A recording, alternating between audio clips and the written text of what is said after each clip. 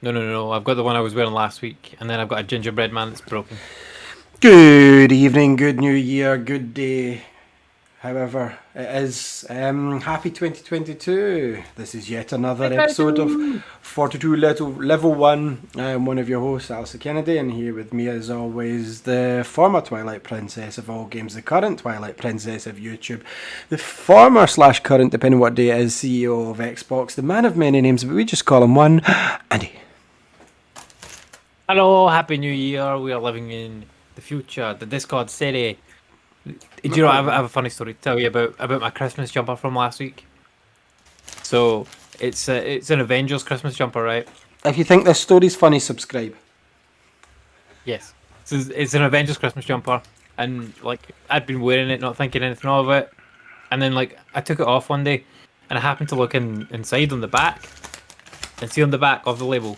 Do you know? And not on the label, but you know how they print sometimes on like the back side of the jumper, like rather than having like an actual label. So printed on that, it says, and you would expect it to say Marvel. It doesn't. It says Star Wars. I was like, That what was a the fuck is this? misprinted studio. Um, Very strange. So yeah, I ordered mine because I've got not this jumper, this isn't a Christmas jumper, I've got a Toronto Maple Leafs one. And I don't know where my Star Wars, and I'm pretty sure I had a Sonic one before. But if anybody like me knows that the Christmas jumpers all go on sale like the week after. So I got a Sonic jumper that was priced at £55, £54.99, which is ridiculous, for £30 last week as part of my Christmas for next year. And it's got Sonic Nails and Tuckles, Sonic Tails and Knuckles, all snowboarding on the front. It's blue and white. Reminds me of Ice Cap Zone, which is the best snow zone ever. Nice. However, I've got a funny feeling there's going to be one coming out next year that I want more than that and deservedly so. I think there's going to be a Cobra Kai Christmas jumper by next year. I think it's took 4 seasons, but it's finally getting widely recognised. Like everyone's talking about it, and rightfully so. I mean, I didn't watch it for a good few years till Andy kept going, no, it's good, get back into it. Because I seen it on YouTube. I watched season 1 on YouTube Red, or it was Red, yeah, now Premium. Yeah. And then Netflix bought it, and I just didn't get back into it. Not because it was bad, I just didn't. And I binge watched 2 and 3. I binge watched 2 before 3, I think it was, last year. Because I just was a season behind. Oh, anyway, we'll talk about TV shows a little bit later. Andy, what are we doing here Yes. tonight in this cyber city of the future? We are going to talk about the past. I'll We're tell going you to talk why. about the It's year. not because I don't. It's not because I have bad lighting. This is because I am the new Morpheus from the Matrix Resurrections. Right, okay. I haven't seen it, so I don't know like a reference or what. But It is. I've seen it like 4 times, 5 times. oh, okay, cool. I'm sure we'll hear about it then. Yeah. So we're doing the show of the year 2021, where we talk about our favorite things from last year. We're going to cover some TV shows, some movies, and of course video games, including our top 10 video games of the year, as well as a whole bunch of random awards that we'll be giving out to various different games for different reasons. Yes, So and this we- is the new as- politically correct list that has been tidied up ever since the days of all games when smut was allowed and 90s humour was cool. Was it ever Yes. cool? On probably not. No. On YouTube, that does not happen. There is no smut on YouTube, There is. or not here anyway. No, yeah. Not in this show. Maybe next week. Maybe it depends on many of these whiskey iron brews I had. Oh god. But yeah, as usual, we'll start off with the TV shows. So we just give a quick rundown of our favorite TV shows of the year. Have you got 5 this year? I have 5. I found it tough, but I had to cut a few. Can I just say, all in this year for me, gaming, movies, and TVs. Like some years, I have to go. Oh, I need to play some. I've bought games just to make a 10th game. Like the week before this show. See, this year I'm like, man. And we've not really had lockdowns this year. Did we have a lockdown this year? Maybe January, February. There was a lockdown at the beginning of the year, so like January to like March. But obviously, like we were both working the whole time anyway. Tonight is also, you forgot to say, we've got our gaming challenge for last year to talk about, and the games completed, which we'll cover at the very end of the show to see what 12 games, or did we finish 12 games, which was a challenge I set me and Andy a couple of years ago. And did we beat any Souls games? Who knows? I don't think either of us did, but we'll get to that later. Let's see. I need to. I've lost my list. Have you got your list there, Andy? I need to find my list. It's because I used too many I've notes. got my list. He's not actually made a list, is what he's trying to say. He's 100%. going to make it up as he goes along. 100%. So, my top TV shows. Do you want to go 5-5, or do you want me to go 5-1? 5, 4, 3, 2, 1. No, let me find this. Where is it? I'll start with my number 5. Really looks at that anyway. So my number 5 TV show was What If, the Marvel TV show that was a cartoon with a cool art style. And they I did watched that. What if zombies? They did What If there was Captain Carter instead of Captain America. And I loved the episodes individually. I didn't like the story overall. As like the overarching story with It was the way mince. the Watcher kind of tied it all together. I didn't like that part of it, but the individual episodes on their own thought were each great, and I'd love to see more of those little kind of micro universes, like what happens next with Captain Carter, or like what happened next to T'Challa, Star Lord. Like I think we will see more of Agent Carter, Captain Carter. I think so, yeah, and like though that's a cool kind of premise for that type of show because they can do a 'Cause kind of in this backdoor was- pilot almost for any cartoon. Was Steve not like Iron Man in this almost? Like he had like a big giant. Yeah, he was the Hydra Stomper. That's what they called him. It's a terrible name, Yeah. but like it was a kind of a cool idea that he would still want to do his bit, and he ended up like he got frozen in time in the suit. She didn't get frozen in time. She just got like pulled through a portal, which Yeah. they did not have in Captain America. They never had any portals. Well, no, they did They actually. did. To be fair, because the Red Skull went through a portal at the end. So Yep. Which changed the actor that played him and his appearance. yeah, only a little bit. But yeah, that was my number 5. Do you want to give your number 5, or do Yeah. you want me to go 4-1? No, we'll do that. So my number 5, I've got 3 in the chopping block that I'll give an honourable mention to at the end. So number 5 for me was an Apple Plus show called The Shrink Next Door. Now, Cool. no, I do have another Apple TV Plus show on this, but The Shrink Next Door was Will Ferrell and Paul Rudd, and it's not what you would see those two and instantly assume comedy, slapstick, silly fart jokes, awkward dads, maybe that. No, not at all. This was quite a serious program, and Oh, I've okay. never said the words "I hate him" for a character that Paul Rudd played. He is so good in this that he makes you fuck it. So we can swear in this. He makes you fucking hate him by the end. Will Ferrell is so good as the bumbling, kind of humble, like okay sort of guy, and he is the inheritor of a carpet factory back in the 70s, and this show takes it all through 30 years of their friendship, based on a true story. A lot of Apple TV Plus things are, and this guy turns out he was a complete con man. He spoilers if you've not seen it. This is a very one and done. He was basically milking the character that Will Ferrell played for everything he had while making out like he was his friend. He ended up moving into his house to help him out write a book, and then it became his house, and then he made him buy the house next door, and he was constantly throwing parties they both wanted. You know, he was really twisted in it, and when I seen it, I was like, those two will never work in something serious, and they absolutely did. So a bit of a different one for me to add to my list, and there's not going to be a second season because it was one of those at the end where it tells you like in 2020 the court case finished and whatever, because in the end up the guy, Yeah. Marty was the character's name. I don't think that was his real name in real life, but he sued the guy, and I think he won. He got his like therapy. Sorry, I forgot to say that he was a therapist. He was a therapist that Marty was going to, you know, to go over things and become more confident, and he took advantage of him. And he got his license revoked off of him by then. Sorry, spoilers, but definitely give it a watch even with that spoiler, because you see Paul Rudd and you think he's either going to be really funny or I'm going to think he's okay. I don't ever think I've seen Paul Rudd in a character where I'm like, you're a fucking, I hate you.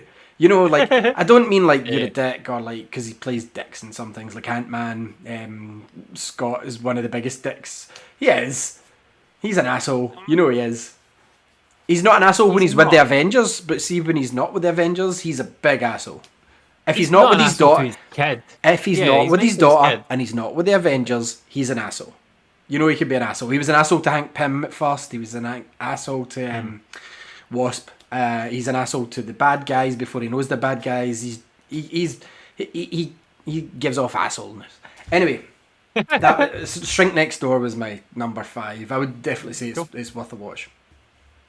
My number 4 is Loki. Loki. There are many Lokis, and yeah, that show was cool. I liked the whole concept of the variants and how you could kind of extrapolate that into all the different characters, and like it kind of gets your mind working for like how would they do it for Iron Man or Captain America and all this.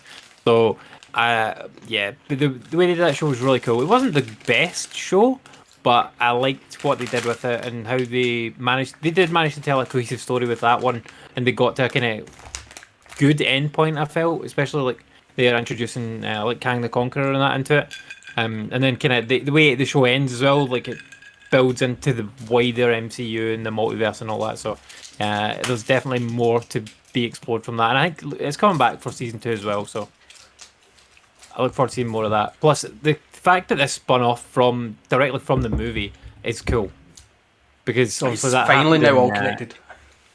yeah, that happened in Endgame, where it's like Loki just goes poof, and then he's gone. You don't see him at all in the rest of the movie. It's like, I mean, that never happened in the original Avengers, so what's the deal there? And they don't even touch on it at all in that movie whatsoever. And then obviously Because that's the first time it happened. Loki TV show comes out, yeah, Loki TV show comes out, and it's like it directly just takes you from that moment of boom, Loki's gone from there, and now he's here in this place. Do you think it's hilarious though that we've got a multiverse, right? So anything's possible, any timeline, any variations possible.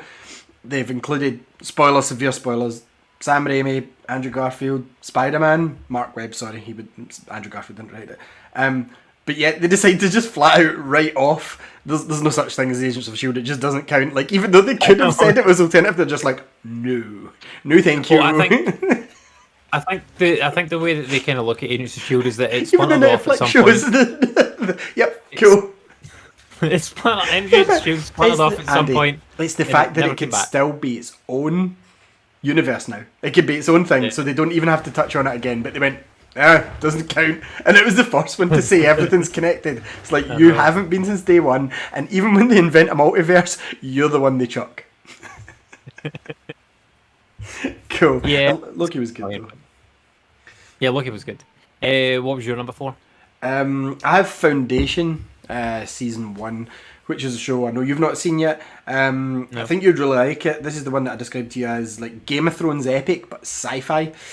So it's kind of like a big epic. It's based on a group of novels. I cannot pronounce the guy's name, so I'm not going to try to. I've not read the novels. And apparently, like Star Wars and everything's based off these novels. And they said the book could never become a show or a movie. And now technologies came to a point where they're like, yep, we can. So it's very time hoppy. And the way that I don't mean time hoppy by time travel. What I mean is they advance time quite a lot. Like if they've introduced a kid character and they want that kid to be 30, and I don't mean that they've done this. This description of it's horrible. I've made it as all they've done is then they went to sleep. Well, basically, when you do interstellar travel, like time for you stops because you're kind of frozen. You've probably seen that trope in many sci-fi shows. Like you get frozen, you can travel 200 years distance and wake up and you're the same age, whereas 200 years have passed. Well, that's kind of how they do it in this. You know, like the characters put into the frozen pod, and when she gets out or he gets out, they're on the planet they were going for, but it's like 200 years later, or 30 years later, or 40 years, whatever it calls for. And I described that really badly, but it's done really well. There's like a monarchy kind of ruling the galaxy. I don't know if you'd compare them to the Starks in Game of Thrones or one of the big families like that. And you've got the 3 generations. So at some point, the monarch decided that he wanted to clone himself so that at all times there was a young clone, a current serving king clone, and an older clone. So he had the youth and the wisdom on his side at all times. Right? Okay. So one of them has already lived the life of a reigning monarch. One of them's living through it, and one of them's up and coming watching this. So it's the youth, the wisdom, and the current. And it really good dynamic. They've got this whole tapestry painted, and it's this kind of like mad paint that kind of changes the way you look at it. There's a woman that lives on a planet that is so religious it's outlawed science and maths. Which some countries have in some countries have in this planet. So basically, maths is outlawed, and all the scholars and stuff were being basically killed. Mass is outlawed. Imagine mass is outlawed. How would Hey mate, like imagine religion kicked off. They could see if somebody religious figured out an equation that would prove God wasn't real. He would not be seen again. The Pope would kill him. Anyway, so we're not even half a glass in, and we're already touching that. So, basically, she figures out the equation that this guy's been working on. That's been promoted as he's crazy. He's not right. He says that the downfall of the Empire, because Empire is the name of the three kind of sovereign guys, and they're like, yes, Empire. That's the way they address him, and he's got like armies of guards, grand palaces, the lot. And she says, yeah, it's the beginning of the end. We need to do something about it. So eventually the current reigning empire decides, you are going to get sent to the far end of the galaxy, do your research there, bugger off. And he throws them onto a planet that's in the middle of a civil war.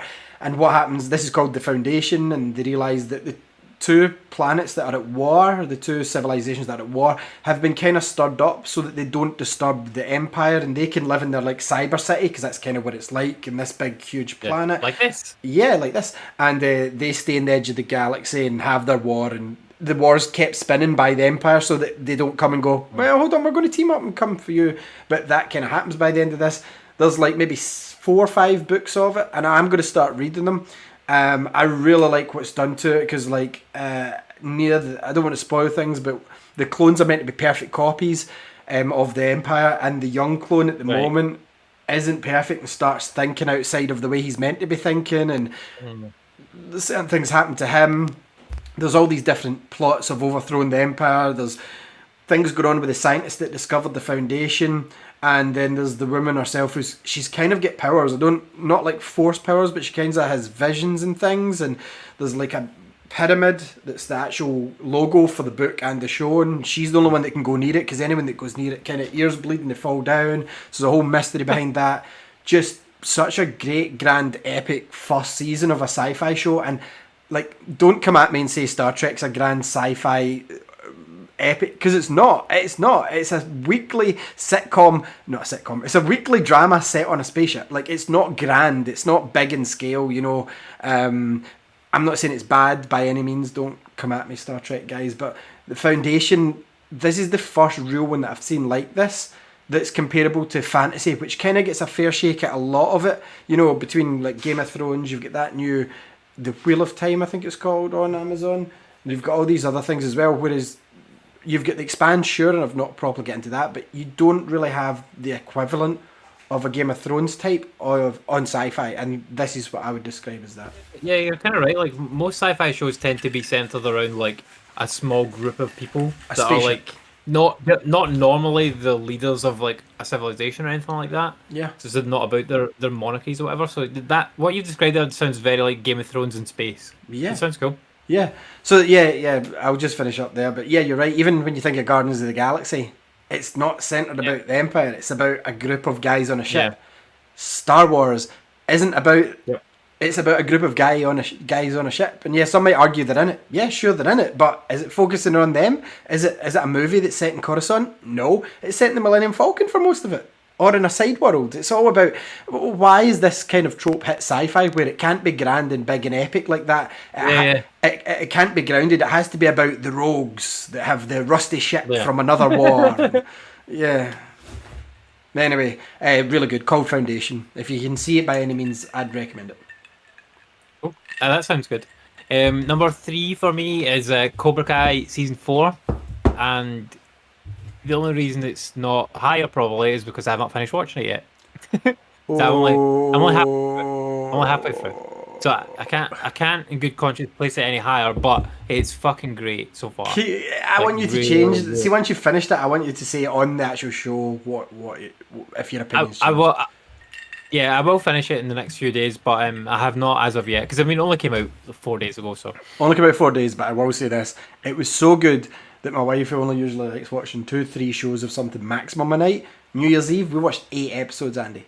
8. Nice. Yeah. Like, we only started watching it like, I think it was like the night before last, and we watched like 5 episodes in a row. But it got to like 5 in the morning, and we're like, can't watch anymore. Like, I need to go to sleep. But yeah, it's fucking great so far. Like I'm really enjoying it. It just takes the concepts of last season and makes them bigger and better.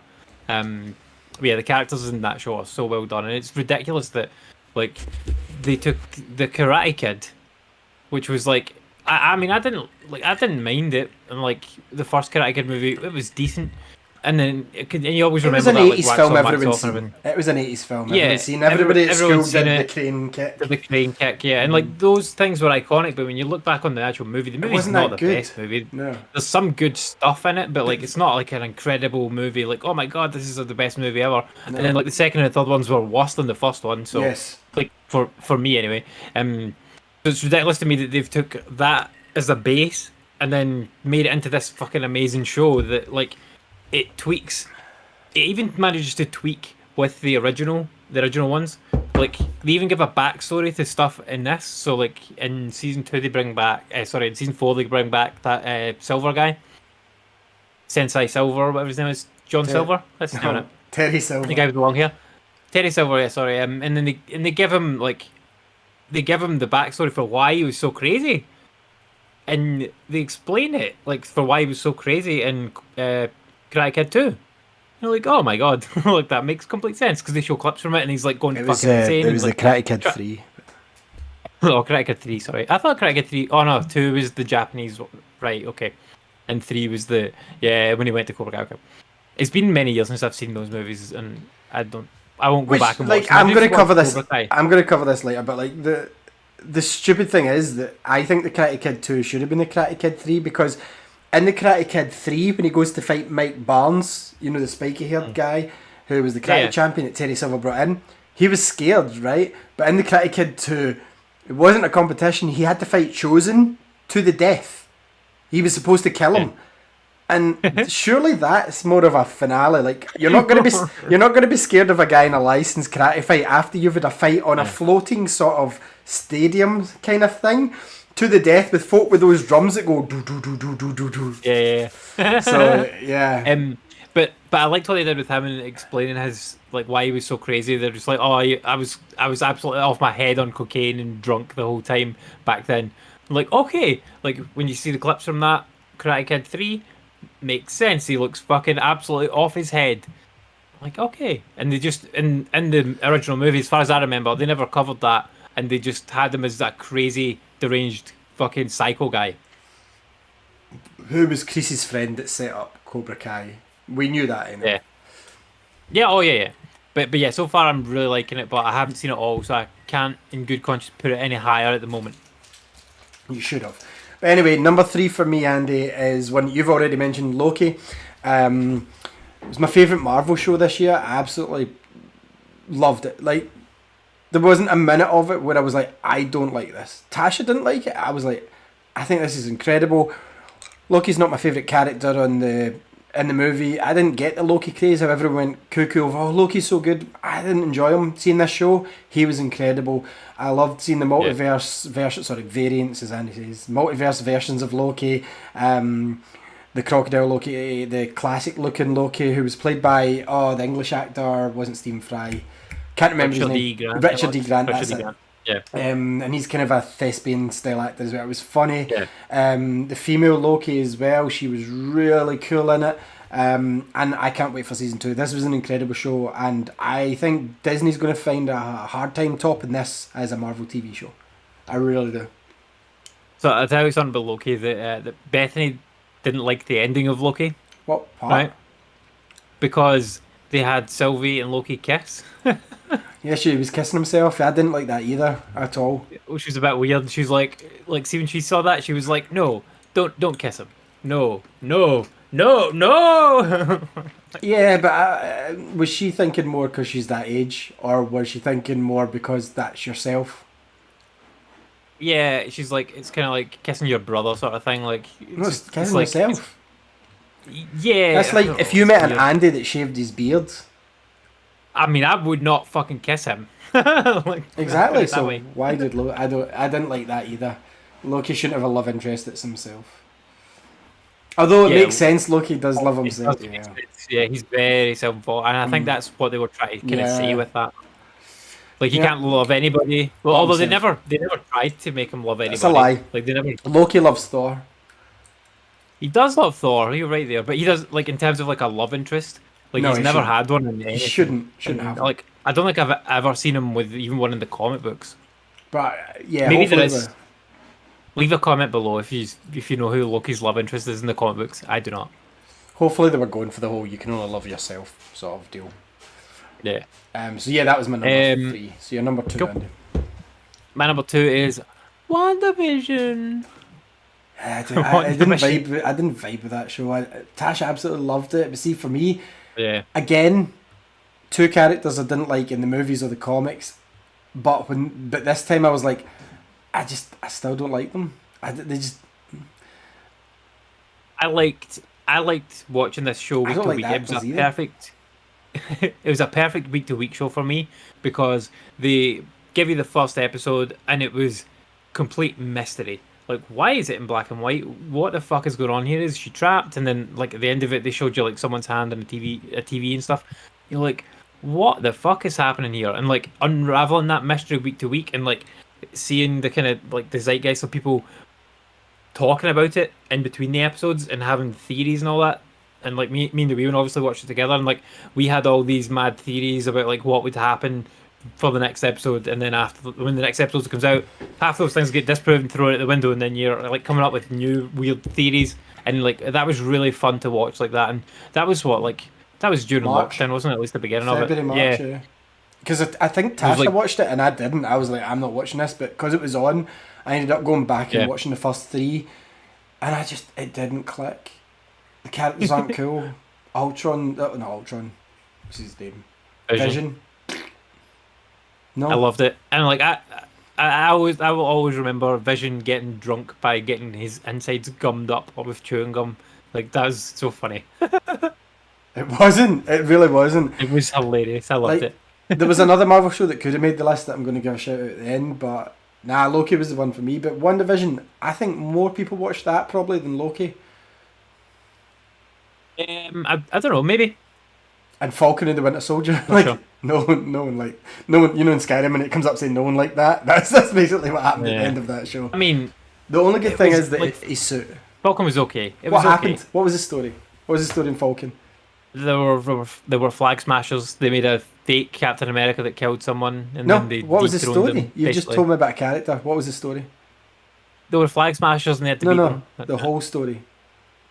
Oh, basically, there were people that wanted the blip to happen again. Essentially, is what they wanted because they liked the way things were when the blip had happened, and they didn't want things to go back to normal. Forget So it. they wanted things to go back to the way things were before all the people came back. Like 3 billion people or whatever it was. Like Thanos was they right, wanted Mug. to go back to that. Yeah, basically, yeah. Yeah, it was boring. And It was shit. those No one people- else those people remembered had to that. be defeated. John Walker was cool. Getting John Walker for Dark Avengers, presumably, Yeah. or whatever they end up calling that, Thunderbolts. John Walker was fine. Captain America's suit by the end, Captain America's suit was fine. Bucky is the most boring actor and character in TV and comics, as always. Don't get me wrong, I say that with all good intentions because I think he could be Luke Skywalker. Quite easily a young Luke Skywalker. I don't know why he isn't.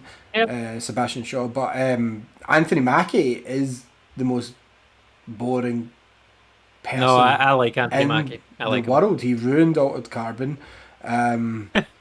He was not good in that show. That one show he was really bad in. He's but boring in the every other thing- Avengers movie. He's a Yeah. boring superhero for Oh, I one, like which him. probably doesn't. What else has he been in? What else has he been in? He was in that bodybuilding movie. Really liked him in that. He Oh, was good. Pain and Gain. That was a terrible Yeah, movie. loved it. Loved that movie. I think he might be an okay person. I just don't think he should be an actor. He should maybe just like work at Burger King or something.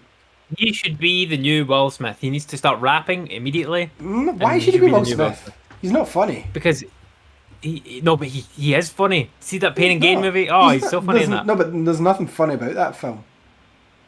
I thought that movie was fucking brilliant. It was hilarious. Yeah, but we all know your taste. Anyway, my number 2 show for the year, because WandaVision didn't make the list, was The Witcher Season 2.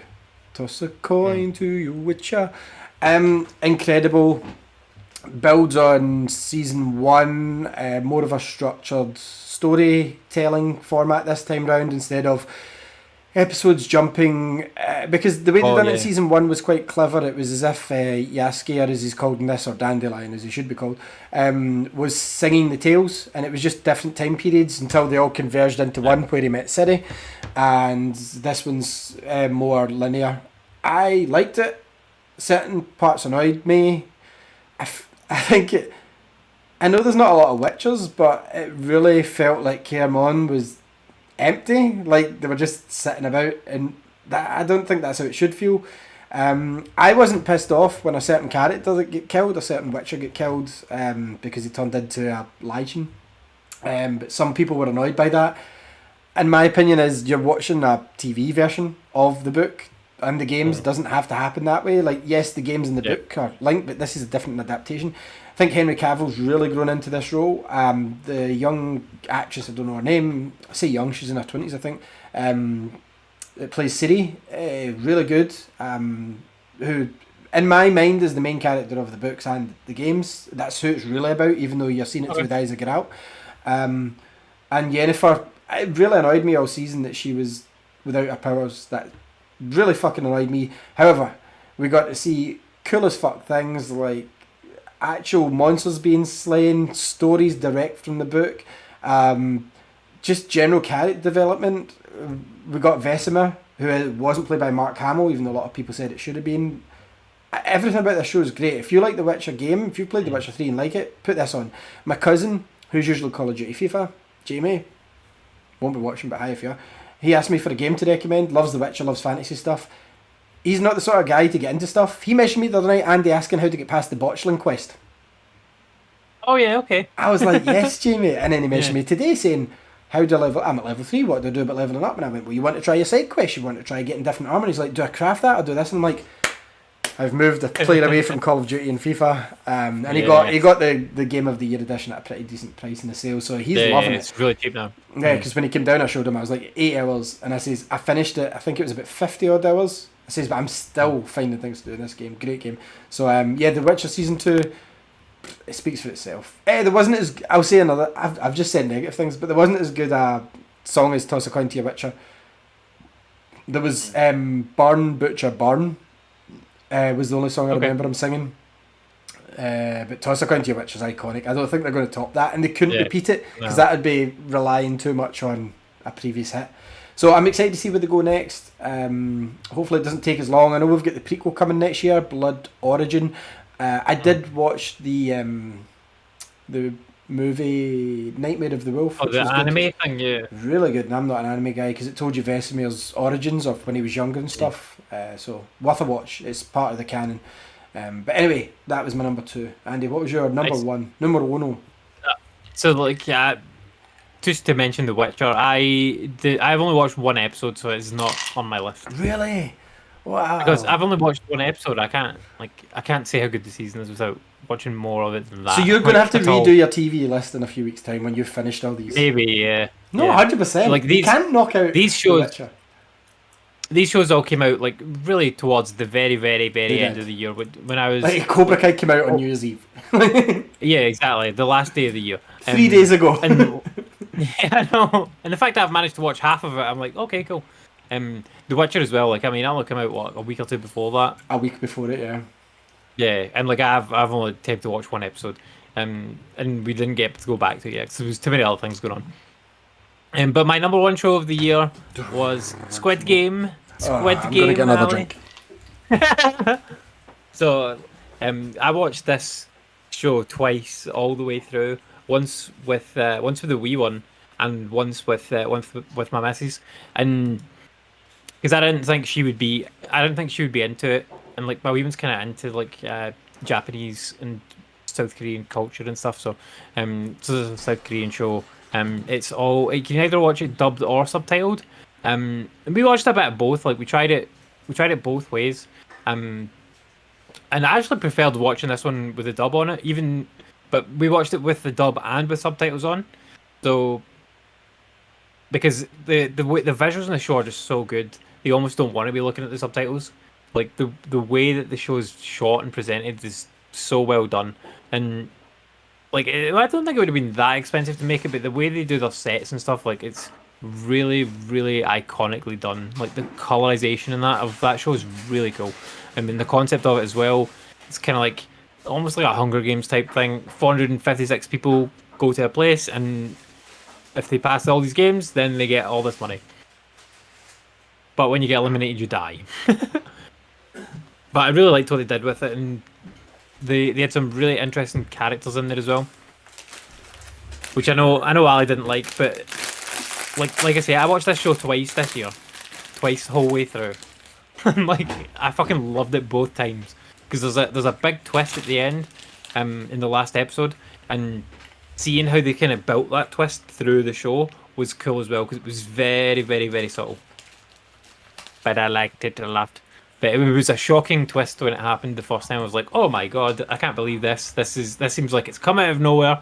And then going back and watching it a second time, I was like, "Oh, there you go. There's a breadcrumb." But yeah, I loved this show, man. It was so good, and like, because I watched it with the wee one, thinking that the missus wasn't interested, and then after I finished watching it, I'm like, "Do you know what? She would actually really like this if she can get over the fact that it's not an English language thing." So that wasn't my problem with it because I've watched many. No, I know.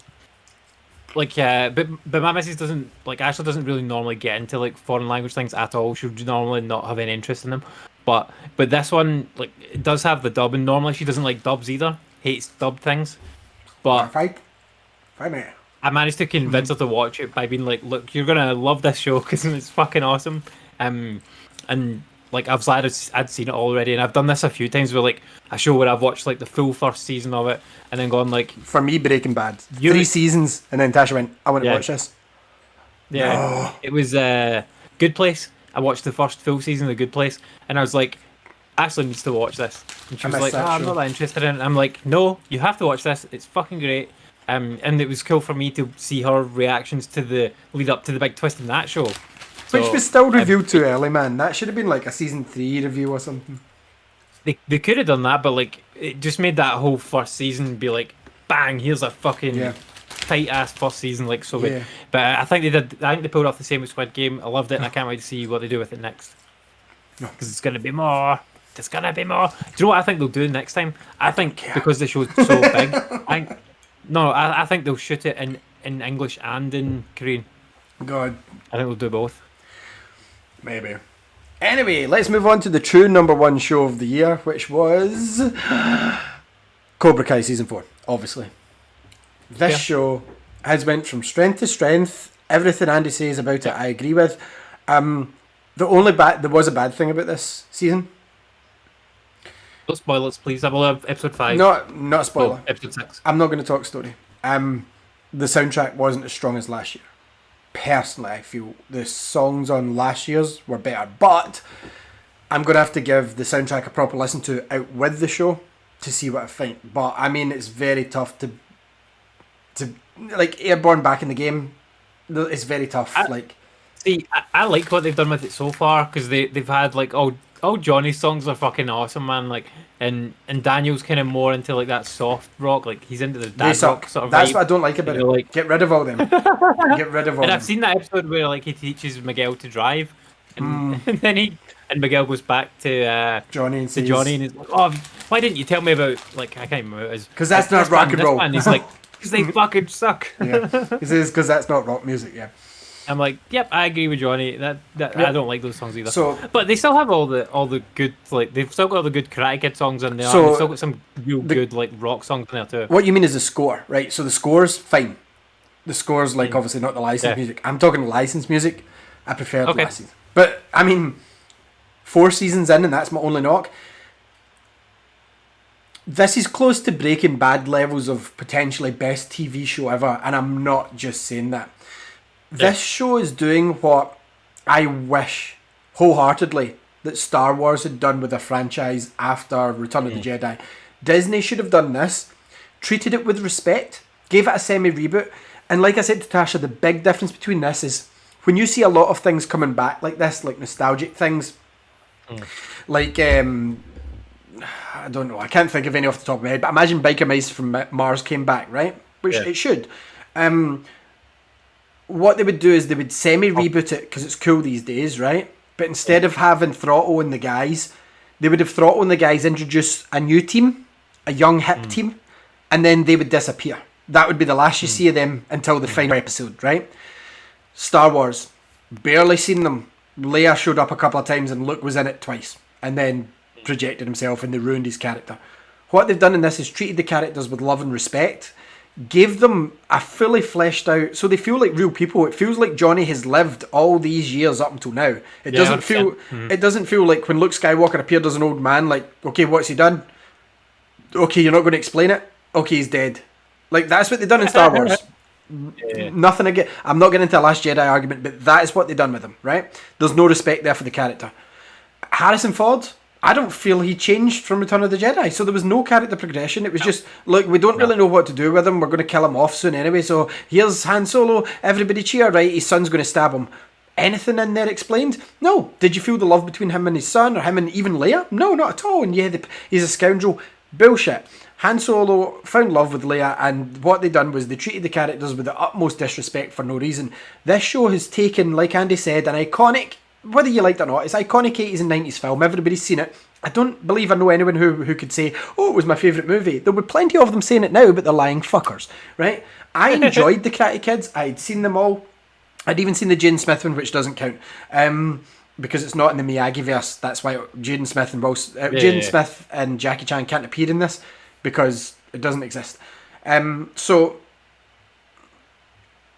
Karate Kid 4 does count, though. I'll just say that, and it was worse than 2 and 3. So the clever thing they do about this, and we've talked about it before in the show, is see whenever they have flashbacks, like Andy said, talking about backstory, if it's a flashback to an older movie, it's not the direct scene you're seeing, it's from the B camera, so it's almost different. It's the same scene, but it's from a different angle, or it's like an outtake or a deleted part, because they want it to make it seem fresh, as if, oh yeah, that's how it was, but almost as if it wasn't quite. So it's like the character's remembering something, but it's from a secondary camera, and it's really that's a genius idea of doing it. They've also, season 5's finished filming, man. William Zabka said 2 weeks ago that it was his favourite season of them all to film. It's going places. Like, I don't remember even in Breaking Bad going, I wonder where it's going to go now, until they've done the time jump with Walter. Nothing like that happens. I'm just making a comparison. But like season 5 in this, this show knows where it wants to go, and it's got a story for it. Like, I haven't seen a bad episode. I haven't seen a bad season. I've also met an actor that needs to be Miles Morales. The young kid in this called Dallas Young. Fucking great young actor. Like, I totally got behind him in this. I've seen the first 5 episodes. All I'll say is I won't say who wins the tournament, but see, when I first met him, Andy, I was like, I want him to win. I think they're going to do it, because they give you a nice focus now in Daniel's son, Daniel San's son. So you see him, and he's a bit of a dick, and you see Kenny, the new character, come to school, and his dad's in the army, and his mum's working a lot. Do you know what I like about him, the way that his son's portrayed in this season? Is he's that, like, so far, he's anyway, Johnny. Well, no, he is, right. He's a bit of an asshole, but you can see he's conflicted about it, the way that the guy's acted it. You can see he's conflicted about it, and that he's been peer pressured into bullying, like, this of course. kid. And I'm like, that's really cool, because you don't like with Johnny, you didn't see that. With Johnny, no, you didn't see that at all. Until the Karate Kid 2, where you seen Johnny at the end, Kreese was holding him and beating him up outside, and you realise, oh shit, Johnny's getting beat up and bullied by his karate teacher. That's where it's coming from. Like, you realise in the Karate Kid 2, it wasn't all Johnny. Like, whereas in the Karate Kid 1, for the whole movie, you didn't see anything bad, but Daniel-san wound him up quite a bit. Daniel-san gave sometimes as good as he got. See, once he knew about karate, his girlfriend. He threw water over them all when they were taking a pee. Yeah. So he was a bit of an odd. But anyway, the character development's great. Johnny's still the best character at them all. Hawk's got some interesting developments in this season. I know it's Andy's favourite character, but I haven't liked Hawk up until this season.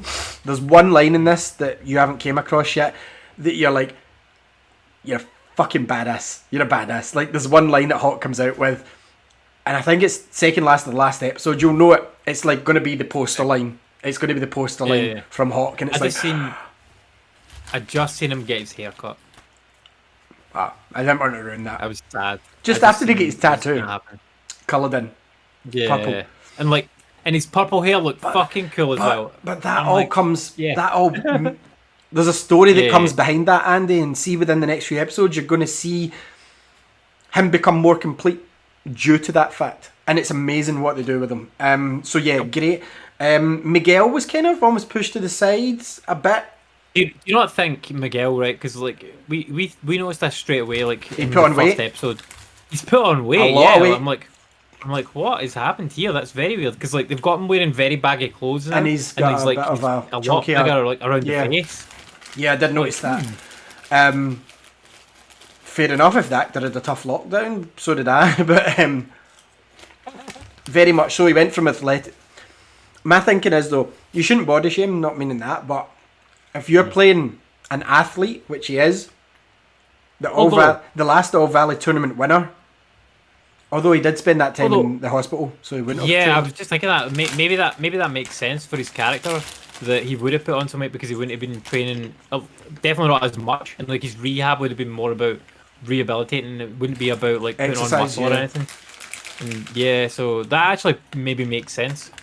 Now that I think more about it, I doubt it. I think the Mars Maybe- bars were too good during lockdown, but maybe they asked him to put on like £10 or £20 or something, there was a just lot to of show pounds that, because that would be probably realistic for if somebody went through that in real life, and it's a very grounded, realistic that was maybe show. a character choice because, or maybe it's for another role as well, because Yeah. surely they would have said you need to stay in form because you're the All Valley champion, but for the whole of last season he was basically out of action. Yeah. But yeah, it could be that. But yeah, anyway, But this it's a great fucking show, man. show's So good. incredible. You might be thinking, I didn't like the Karate Kid. Then perfect, this show's for you. Yep, That's what I would say. 100%. This show is better than Yep. Karate Kid. And at first I said to Andy, I'm not sure on that. 100% it's better than Karate Kid 1, Yeah. 2, 3 and 4. After what happened at the finale, I'm interested to see where they go and where they go and what happens to him and what happens to that guy. That's After at the end of every episode, I'm like that, which is fucking awesome. I'm like, wait I to the wanna watch finale. next one. Wait to the finale. It's like each episode's almost out to come. Each episode of the Cobra Kai from season 1, at the end of it, the next episode's went, hold my beer. I'm not joking. Every episode. Yeah, Um, nice. Phenomenal show. But anyway, that was I just kicked the table. That was our top 5 TV shows. What were yours? Let us know in the comments below. Special mention to Hawkeye. Like Hawkeye was. Oh shit, yeah, sorry, Hawkeye's special mentions, I'm not going into too far. Special mentions are Ted Lasso season 2 was good. Hawkeye, special mention was great. And I'm going to mention Boba Fett. I don't like Boba Fett. Are you not surprised Yeah. it's the first year there's no Star Wars in my list? I don't think Boba Fett's a cool character. No, he looks cool. He looks cool, but If this was Mando season 3, that list might have looked Yeah. different because I believe last year Mando beat Cobra Kai for both of us.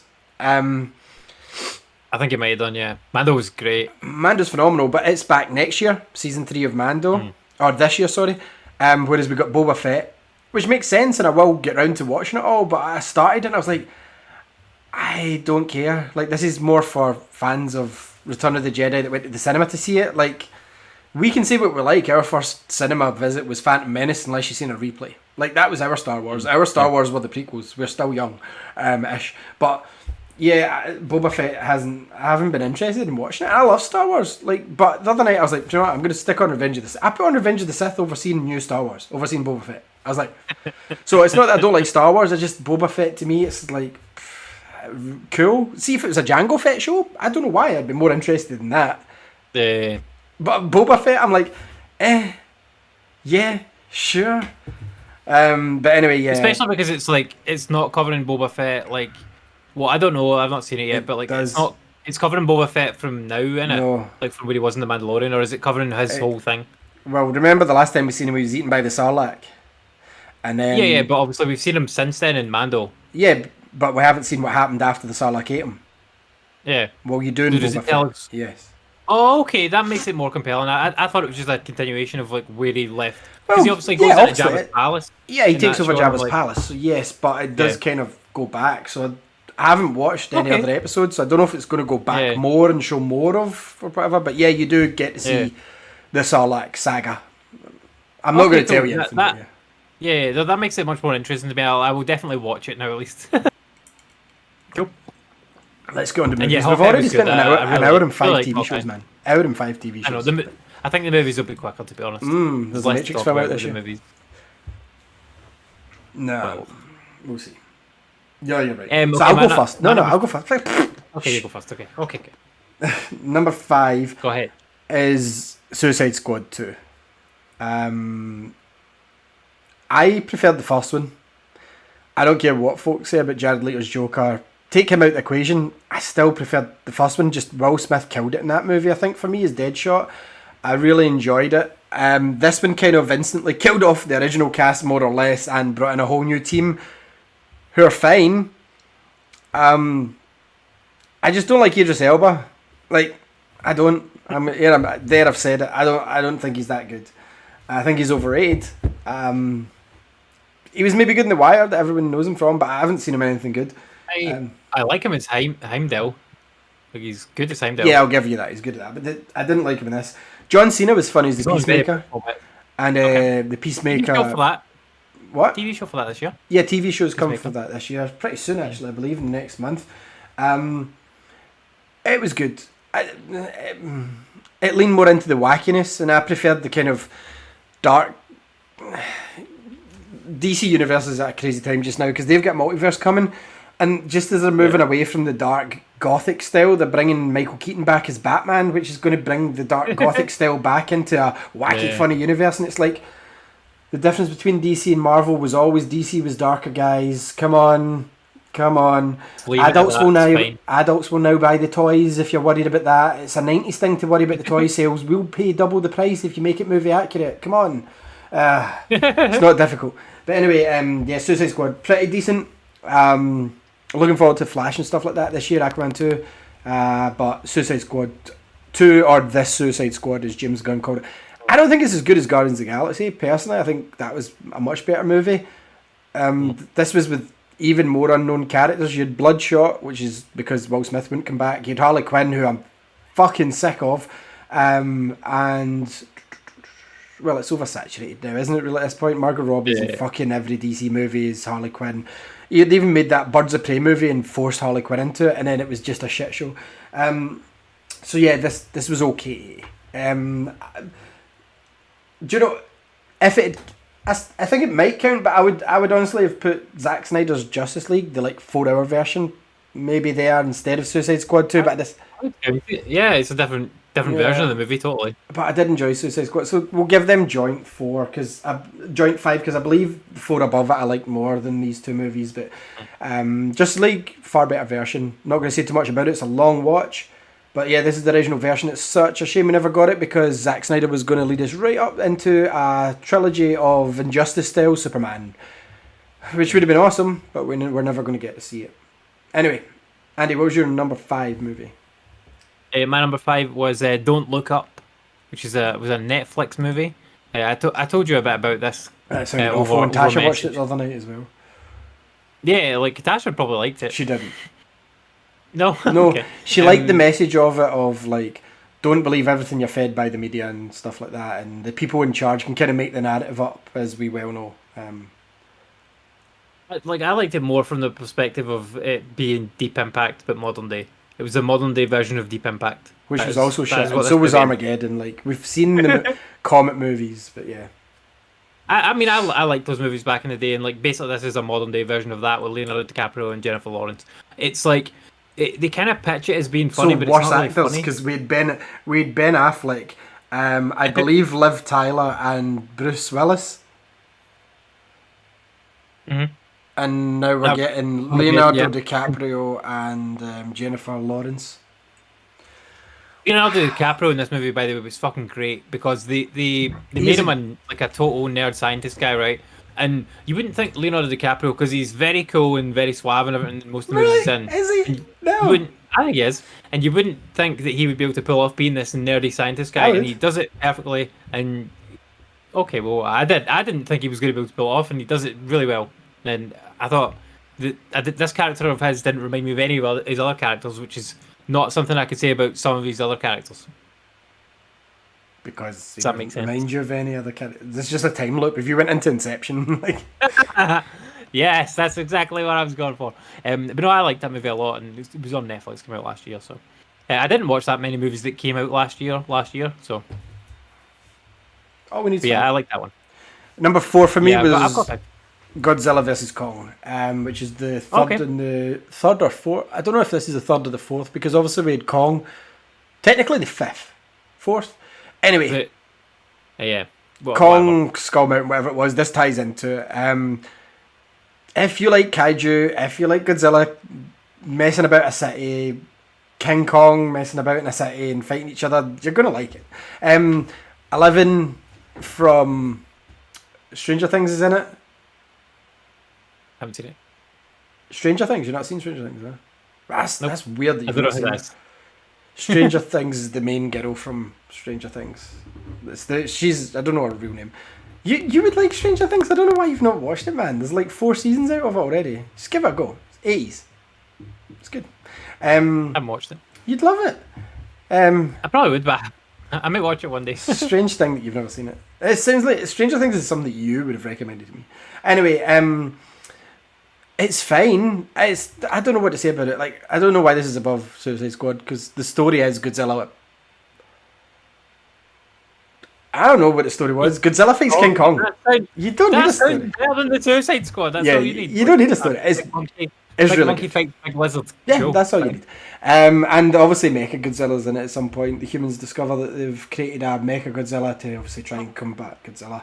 So I really enjoyed it. I liked it better than Godzilla King of Monsters, which was the second one, because it was a bit like the Spider-Man 3 of Godzilla movies where they tried to cram every Godzilla monster in at the end that they could. Right. Okay. And it just didn't work. So yeah, Godzilla vs Kong is my number 4, and I made it sound awful, but it's a really good film.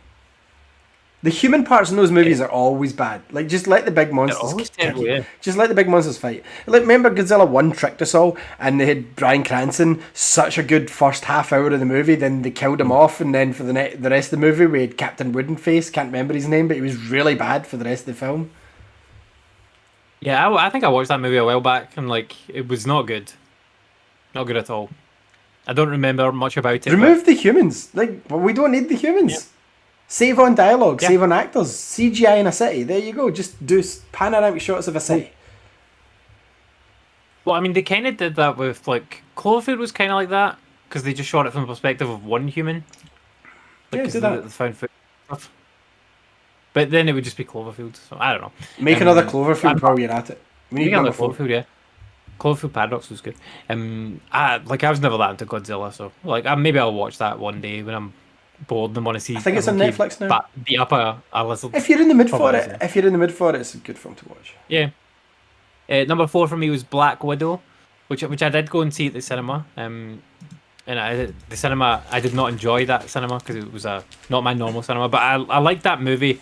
It probably would be higher if it'd come out in 2016 or whenever it fits in the fucking timeline, because the movie it's a really good movie to watch. Like, if you've seen up to date in the MCU, like up to Endgame and whatnot, then it doesn't make a lot of sense to bring Black Widow out right now. That's the only thing that's wrong with the movie. The movie itself, if you take it just as is a really good movie. It's a good story, good spy story, good action scenes and everything, and like getting to see the Red Guardian and all that on the big screen was cool, because these are kind of like pretty obscure. Oh, Opal Fruit's nice. These are pretty obscure Marvel characters. Like at this point, like fucking Red Guardian, like the Russian Captain America, basically. Like what? But it plays well in the movie, and it works really well. And the guy, I can't remember the actor that played the guy, but he played him really well. And same way with the rest of the kind of team that they put in that movie. A good spy action thriller movie, and it had some good superhero landings in it as well. And I liked her. What's her name? I liked her sister. What was her name? Elena, yeah. And she's obviously from the comics, but like I never ever thought that they were sisters. I don't know if they are in the comics, but I never ever thought they were sisters. I think they're like blood sisters or whatever. I like adopted sisters type thing.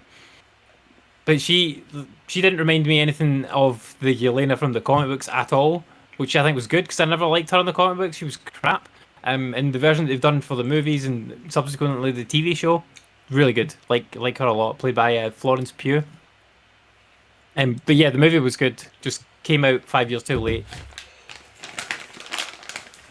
Yeah, so my number 3, around 3, Yep. is Black Widow as well. Took me by surprise. I had no interest in watching this, Andy. As you know, I thought it's going to be boring. How can it keep an interest?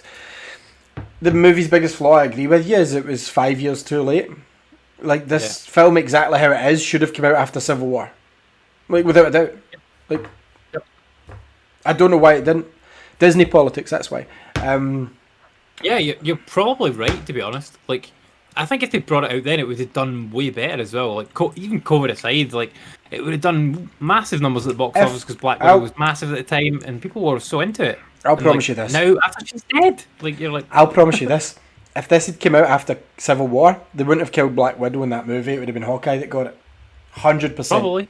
100%. Probably right, Because yeah. this would have got a great reception. If it was made exactly as it was, take out all the Infinity War references and such, which it still works, film would have got top box office billing and they would have went, we made a mistake. We made a mistake. Black Widow should have got a film before Captain fucking Marvel. This is a great film. Scarlett Johansson's better in this than she is in any part of the Marvel Cinematic Universe. And I agree with Andy. Florence Pugh is great as Yelena. Going forward, she will now be the new Black Widow. She showed an even more comedic side in Hawkeye when she was making the macaroni. You don't like macaroni? It's funny. But yeah, it's such a good film. And Ray Winston, the kind of usual stereotypical English gangster actor, is the main kind of villain, and the way he has control of the widows and the entire back history. Very interesting. And from the flashbacks we'd basically got Natasha's history over the past 10 odd years of Marvel. This is worth a watch. Go and watch it now. Stop watching us. We're crap. So, on Disney Plus. Oh no, watch us first and then go watch that. Or watch that tomorrow. Watch it now. Number 3 for me was Encanto, which was a movie. Which that is came what out I just call before you. Encanto, what a canto! But that movie was really cool actually. Like, No, it wasn't. Did you watch it? Several times. I've got 2 kids. Oh yes. I like this movie because like basically it's a girl and she is born into a family and she's supposed to get a superpower, but then she doesn't get a superpower, and then people kind of think she's cursed. And I like the whole concept of that because we've seen so much like superpowered stuff, and like the moral of the story and everything being that eventually she's going to get a superpower, and they kind of don't do that in this. Like, and that's not the point of the movie at all. Like, the point of the movie is about family and acceptance and stuff, and I like that whole message. And I think the songs were really good in it, and the visuals were awesome. Like that, see that fucking magic house? Like that magic house was so cool. That magic house can fuck off. So it's perma bond onto my OCD.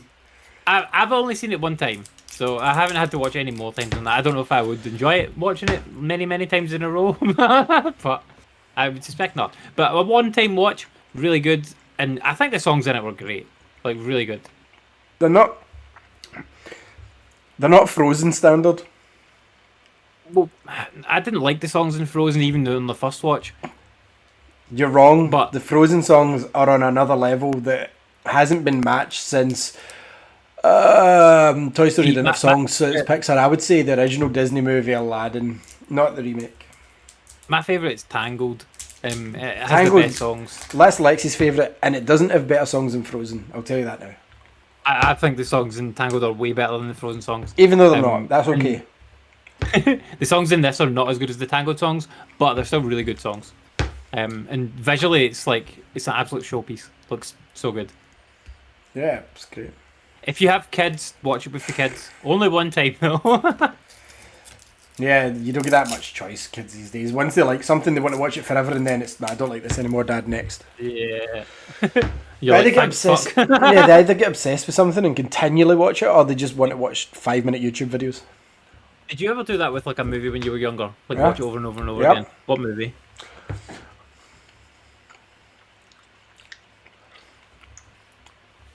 The Super Mario Brothers movie. And you still watch that now? I still watch it. I can't wait for the 4K release. It's an amazing film. I don't care what anyone says about it. Oh, it's not like Hate the that movie, TV. It's absolutely brilliant. It's a better fucking cyberpunk movie than Blade Runner. Fact. It is, but it's not a Mario movie. Absolutely is. You sound like one of those Witcher fans I was arguing with on Twitter. I don't like that movie at all. And oh man, it's a weird concept. Well, that I don't and think it the works. it does work, and the TMNT movie as well. I used to watch that a lot. TMNT movie's The good, live action yeah. one. Yeah. Also, obviously Aladdin. I love Aladdin's one of my favorite. The cartoon, the original. Yeah. Brilliant film. Return of Jafar. Watched that as well. The directed Yeah. DVD sequel, which wasn't as good because Robin Williams didn't come back for that. It was the guy that played the genie in the TV series. Robin Williams came back for the third one, King of Thieves. So Aladdin, Toy Story when it came out, non-stop. But then by that point I was getting a bit older, I think. That's plenty. See for me, I was kind of like that as well. Like there wasn't one specific movie that I can remember watching like over and over and over again. No. There was like quite a few movies that I watched quite a few times, but there wasn't one where I would say I watched it more than 10 times. But like, see my wee brother watched Memphis Belle over and over and over and over and over I again. don't even know what that is. It's a movie about a plane in World War Two. It's a bombing plane. Yeah, I know, like it's a bombing plane. Basically, they go on a bombing run over Germany, and it's about like the conflicts of like them morally wanting to drop the bomb or not, and like all that sort of stuff. It's really good actually. Like it's a great movie. Like you should definitely watch it if you've not seen it, but only once. You don't have to see it fucking. I've seen it like 100 times at least. Do you know what? As an adult, there was films I watched over and over and over and over again. Like, Yeah, but not like what? Oh no, actually no. You've definitely watched a movie and then watched it again the next day. I don't tend to do that nowadays. But this what do you movie- mean by that derogatory comment right there? You definitely do that. I don't do that now. What film? What 'cause film have I done that with?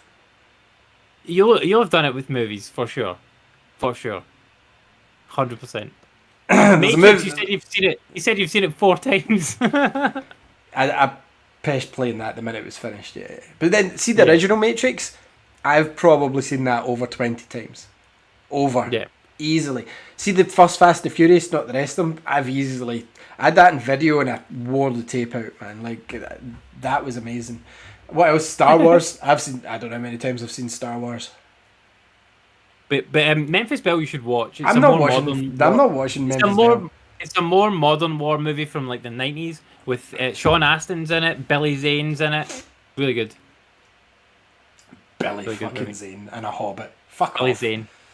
The guy that tried to shoot Jack in the Titanic. Yeah, and he's great in this movie. He's so good. Anyway, Is he number bald? 2, No, he won't be, he'll be old. he's not bald. No, he has a lovely head of hair.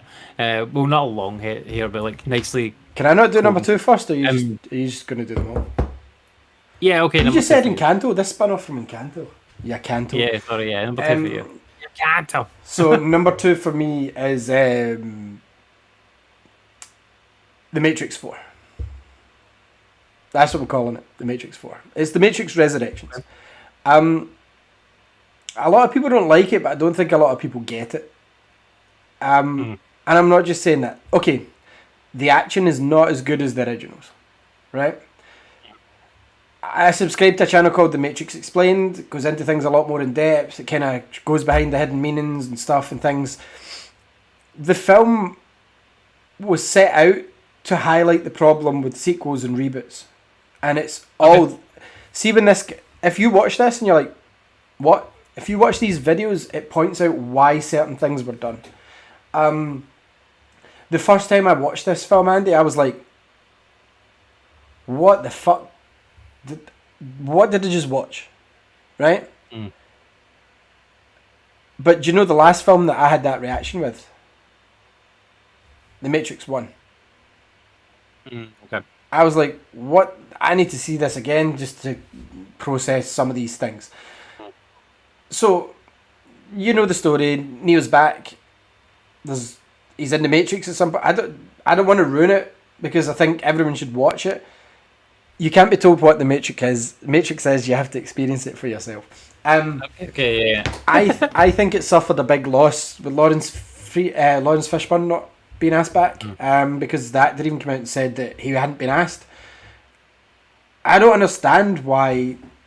Okay, so there's a news. Minor spoilers if you're worried. There's a new Morpheus, played by, I'm not going to butcher his name, but he played Manta and Aquaman. It's explained why he looks like that, but it doesn't explain why Lawrence Fishburne couldn't have been in the real world. Because in the Matrix you've got an image, as you know. So Yeah. I don't understand why they couldn't have just went, make them look younger and whatever. You'll be glad to know that Neo and Trinity aren't just Luke Skywalker in this. They are the focus of the movie. Because my biggest worry was, because they introduced some of these new young characters which are clearly going to spin off and take the franchise forward. But my worry was they were going to go, oh look, here's Keanu Reeves and Carrie-Anne Moss, and then throw them away. The whole story's based around them. I don't really want to tell you what the story's about, because it ruins... Yeah, I will watch this movie. Like, it looked interesting to me, but it wasn't interesting enough for me to go and watch it at the cinema. I understand why people don't like it. I understand. And it's not my place to say, but you didn't get it. I'm not standing up for the parts where the action just isn't as good. And there's no reason for it. Well, there is, because the original choreographer wasn't involved because of COVID. So they kind of had to do this on their own. That's the real world reason in our real world, but I just think they should have waited and done that. However, taking the action set pieces aside, now that I understand it more, after seeing it 4 times and watching some extra videos, The Matrix has never been a series just to be accepted as it is on one viewing. There's always layers, as you know, Andy, as well. The Matrix boiled down means something else. Keanu Reeves becoming the one means something else. Like, the whole system, like, in this one, there's the bots, which are kind of like, without ruining things, instantaneous agents, where, like, anybody can go, blah, blah, blah. You've maybe seen the advert and the Matrix codes in the person's eye. Yeah.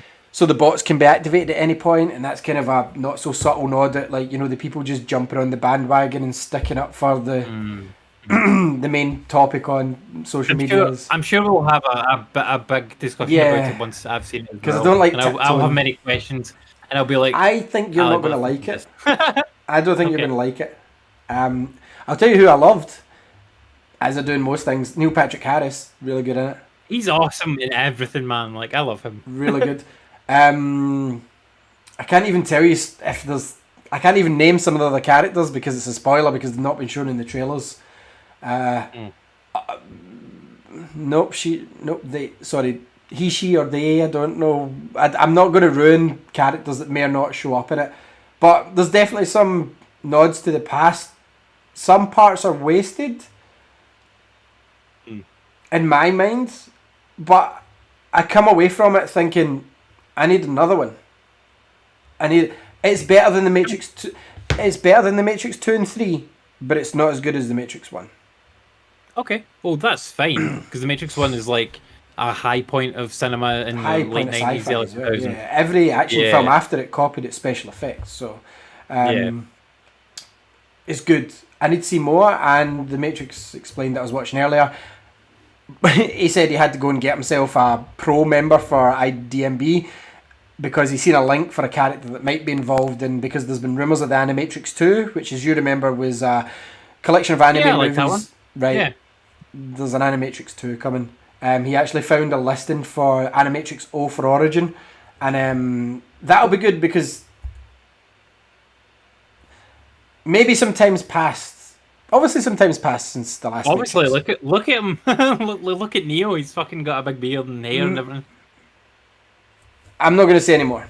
So in our world, time has passed. I'll watch it. Yeah. So there's like other things to talk about, and there's a lot of history. That's why the fuck are they like that? Why has this happened? Where are we now? What's this? Yeah. I still got questions about this film, even though I've got a lot of the answers and like what they really meant, the subcontext and all this stuff. Like this guy, the Matrix explained. Cameron didn't like it. Which I'm surprised by. Again, I don't know how in depth he went into like watching behind the scenes videos. He's a journalist; he has to get a review out by a certain time. That's what I'll say about that. For me, I've watched it multiple times. Cameron's seen it twice. I'll say that. Cameron did see it twice. I've seen it multiple times now. I'm not saying I've got a better opinion. Cameron, he's allowed that. Everyone's allowed that. There's people that don't like the Matrix. They just didn't get it in the first place. Tasha's one of them. This one's going to have the same. This one's going to have fans of the original Matrix not understanding it, so they don't like this one. That's what I'll say. Okay. All I'll say is, at the end of the Matrix Revolutions, it might be worth rewatching that before you fucking moan about this one.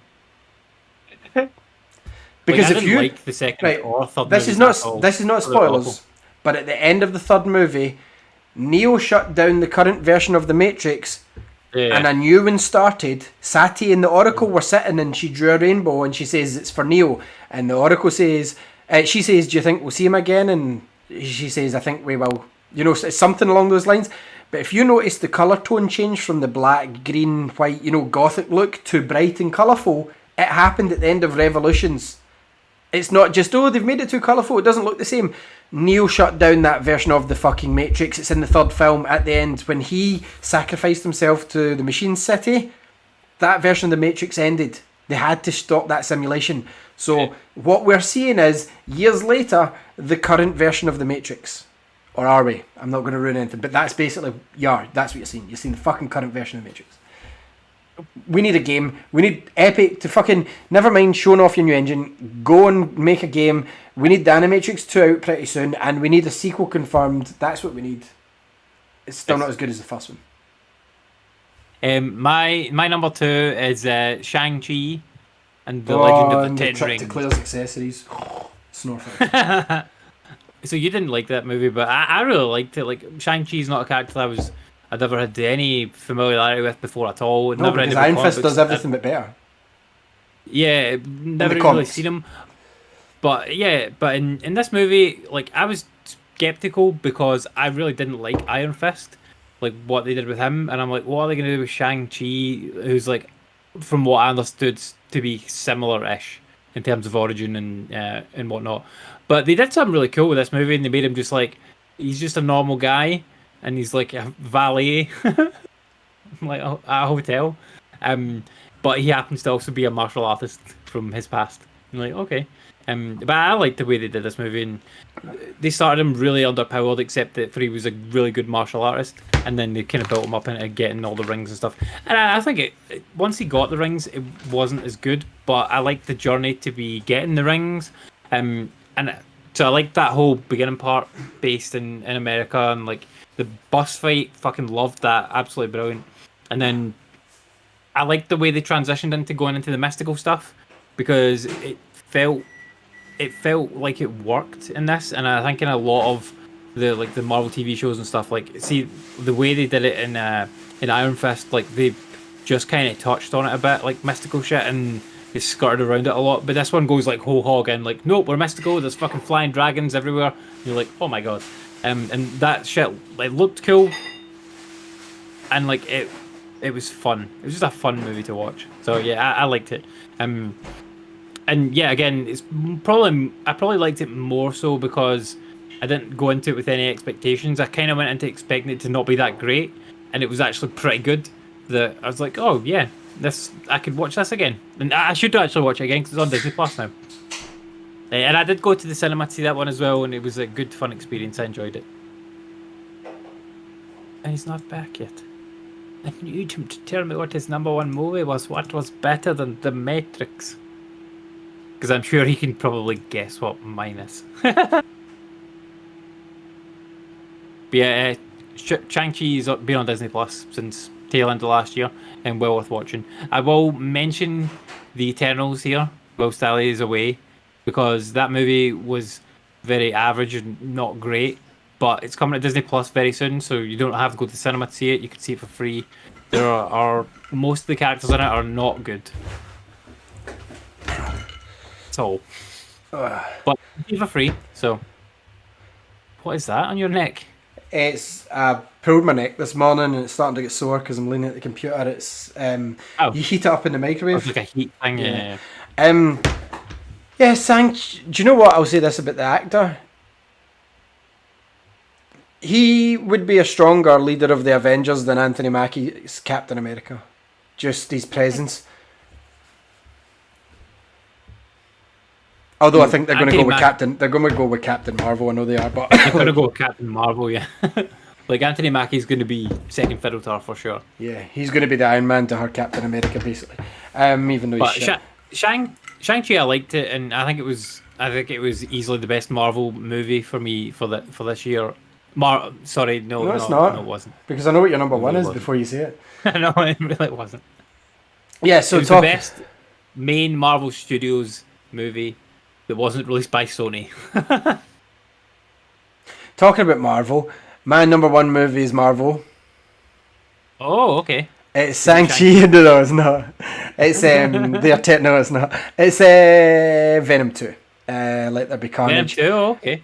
Now, my favourite Spider-Man villain ever since I was a kid was Venom. Like, every time Green Goblin's been forced down my throat in these fucking movies, I'll be like, no one likes him. Well, I don't. Get him off my screen. No offence to William Dafoe, he's great at it. Venom is who I want to see. Now, Venom 1 came out, and it was good. It was maybe a 70% movie for me. Tom Hardy was great as Eddie Brock, but some of the Venom stuff I was like, it doesn't work. Doesn't work. And then just having him fighting symbiotes all the time doesn't work. But then you give me Carnage, I don't give a fuck. Give me all the symbiotes. Carnage is Venom's coolest adversary. Out them all. He actually is. Never mind Anti-Venom, never mind Scream, never mind Poison. Have you seen Venom 2 yet? Nope, I haven't seen it yet. Although I know there are more Venom types in it. So you know Poison, who is half Venom, Yeah. half Carnage, the policeman? Mm. The policeman's in it. And he gets hit by a bit of symbiote at the end, so it's definitely leading for the future. At the end, this is an MCU movie technically, because at the end he gets transported to the MCU. Yeah. Multiverse, all that. My biggest problem with that is, why did they need to transport him? There was nothing in Venom 1 that conflicted with the MCU. Eddie Brock leads a pretty sheltered life that you don't need to. There was nothing that said it wasn't. He stays in San Francisco, which is, I've said many times, other side of the country from New York. So why not just have said, yeah, it's MCU all along? He just kept himself to himself because he didn't want people knowing he had a symbiote, sort of thing. The end. And like, I mean, maybe there was something that happened in the MCU in San Francisco that nope, would have I've been looked into it. mentioned There's in not. Venom. No, I've Okay. looked into it. There's I not. have no idea. There's no reason apart from studios. Yeah. So, yeah, this could have been MCU all along, but like, again, now that the studios came together, why have that scene? Why not just say, well, he's MCU all along? But my guess is because he goes back after the scene in a certain movie, and leaves a bit of himself. I think they're going to have two Venoms at one point. There's going to be the Sony Venom and there's going to be an MCU Venom, because they're going to have to do the whole black suit thing with Tom Holland again. But Which is fine. so that's actually fine, yeah. And maybe they could have a Venom versus Venom at some point. Like that would be kind of cool. Yeah, but they're going to have to cast an Eddie Brock, because a lot of folk are saying they're just going to go down Agent Venom with Flash, but the character, the actor that plays Flash is such a bad fucking actor. He's awful. It's terrible. So he can't be Agent Venom at all. They need to recast him by just having a multiverse incident where he gets replaced Unless he like goes through puberty and has a massive glow up. and changes the kind. actor. Yeah. But They could have done though. They had the option to do that with a blip, and they chose not to do it. So I'll say Cletus Cassidy is played by Woody Harrelson, and he is absolutely brilliant. Carnage looks... I thought they were going to mess it up. Like, folk were like, oh, he doesn't have the spider symbol in the Venom. Gosh, I don't care. Venom looks cool in it. He's hulking. Venom's meant to be as big as the Hulk is standard. Like, the Venom we seen before was Spider-Man sized with, like, tentacles. It's like, that's not how it is. The guy in a suit. Yeah. Carnage looks as menacing. He's got, like, constant evil scissor looking... Like, Venom walks about as normal, like Venom, like a spider's kind of suit. Carnage walks about constantly looking like he's going to attack in the comics. He's evil, he's twisted, and in this film, okay, he's done further in the comics, but there's certain things he does in the comics that you don't really want to be shown in a film whatsoever. But Definitely not, no. Absolutely brilliant. They lean further into the Venom and Eddie relationship with the comedy side of it. Venom's more of a kind of... He's a different Venom from the one we know in the comics. He's got an attitude, but he's not like evil. Like in the first film, it kind of shows you about the symbiotes and. Have you seen the first one? Yeah. Nope. So you've not even seen the first one. So the first one kind of has other symbiotes, but none of the popular ones. Well, they're in the background, but the main one he's fighting, I can't even remember the symbiote's name. They're kind of bad, and he was kind of the outcast like of the planet, and they kind of play on that. and it kind of just shows them living together and how he's like, you can't eat everybody's head, you can't do this. He's trying to keep them under control. And we've seen versions like that in the comic. I'm not sure if it's my favourite version, but it works for the movie. And Tom Holland, I honestly want to see Tom Holland and Tom Hardy. The only fight I want to see more than Tom Holland and Tom Hardy's Venom, Tom Holland Spider-Man, is Tom Holland against Wilson Fisk. I want to see him fighting Kingpin, and I want it to be Vincent D'Onofrio, and I want that done before Vincent D'Onofrio leaves, or they change their mind on it or something, but he's the perfect Kingpin. Tom Holland's what we've got as Spider-Man, whatever. I would rather Andrew Garfield fought him in a miniseries. Like, give me an 8-episode Amazing Spider-Man miniseries. Give me half-hour episodes. Just get Andrew Garfield to film half-hour episodes, like 8 of them. That's all I need, 8, and put Kingpin in as a fight. That's all I want. But Tom Holland's more likely, so just give us Tom Holland. I just want to see Spider-Man in his costume. I can't stand Tom Holland's stupid, permanent 12-year-old fucking smug face. So just let me see him fighting Kingpin. Venom was absolutely great. I loved it. Doesn't have as good title song. I think Eminem still does this sort of title song, but I preferred the original song titled Venom. Venom. Yeah, I like this one. Yeah. I think he's got another one for this one, but I haven't really listened to it. But yeah, all round good film. Looking forward to Morbius, even though Morbius is probably worse than Green Goblin in my ranking of Spider-Man villains. I am interested to see the movie because obviously there's even a Venom reference in the trailer where he says, "Who are you?" and he goes, "I am Venom." I'm joking. It's me, Michael. Like I like the look of that movie, and like me and the Women were talking about it the other day. Like, we'll go and see Morbius at the end of the month, and here's my thing about it. In the trailer, it got delayed. There's a wanted poster for Tobey Maguire's Spider-Man. Well, it's a drawing of Spider-Man on a wall. But it's wanted, Murderer right? Across it. Murderer, yeah. Murderer. Which is interesting. So, who's his Spider-Man? Well, is he Tobey Maguire universe? In the MCU, though, Spider-Man murders Mysterio. Allegedly. And but it's Spider-Man, remember, not Peter Parker. Now. So. No, I understand this, right? But is Morbius in the MCU, or is Morbius in... It's got to be in the MCU because Vulture's in it as well. So Morbius has got to be an MCU movie. So how is he going to meet up with Venom? Because the whole point is to build a Sinister Six. I don't know. We'll soon see. That's why I want to watch it more than who gives a fuck about the living vampire. I hope at the end Blade comes and cuts his head off. Like, honestly. That would be cool as fuck, yeah. That'd be a great ending. That'd be awesome. Because who needs to see Morbius 2? Not me. Not me at all. No. I'm happy to see one Morbius movie. That's fine. But you know how it's going to go? He's not really evil. He's just conflicted. He's trying to cure himself. Right. We've seen it with the lizard. Right, fucking evil. Yeah, he's pretty evil. So yeah, imagine at the end Blade comes, cuts his head off, and it introduces Blade. And then you get a remix of and it's a slow-mo camera. Base to the place, London. It fades out. Blade will return. Job done. And we've already had Blade teased in Eternals, so just do it. Like, no one needs to see Morbius again. No one needs to see him in the first place. Background, side character. Oh, that's cool. That's Michael Morbius. He becomes the living vampire. It's explained. Michael Morbius' story is told and explained in a fucking 20-minute episode of the cartoon Live and Kicking Spider-Man, and it's done in 20 minutes. We don't need 2 hours of film. Yeah, Jared Leto in the streets eating rats. He's getting a movie. Maybe that's why. Jared Leto went to his agent. I don't want to do any singing this year. Can you give me a movie where I get to eat rats? And they're like, yeah, sure. Just get Jared a rat eating film. He's like, yeah. So my number one movie was Spider-Man No Way Home. That movie's fucking unbelievable. It's easily the best MCU movie. It's the best Spider-Man movie. It's got the best Spider-Man in it. Probably does have the best Spider-Man in it. All of them. It's probably my favorite movie ever right now.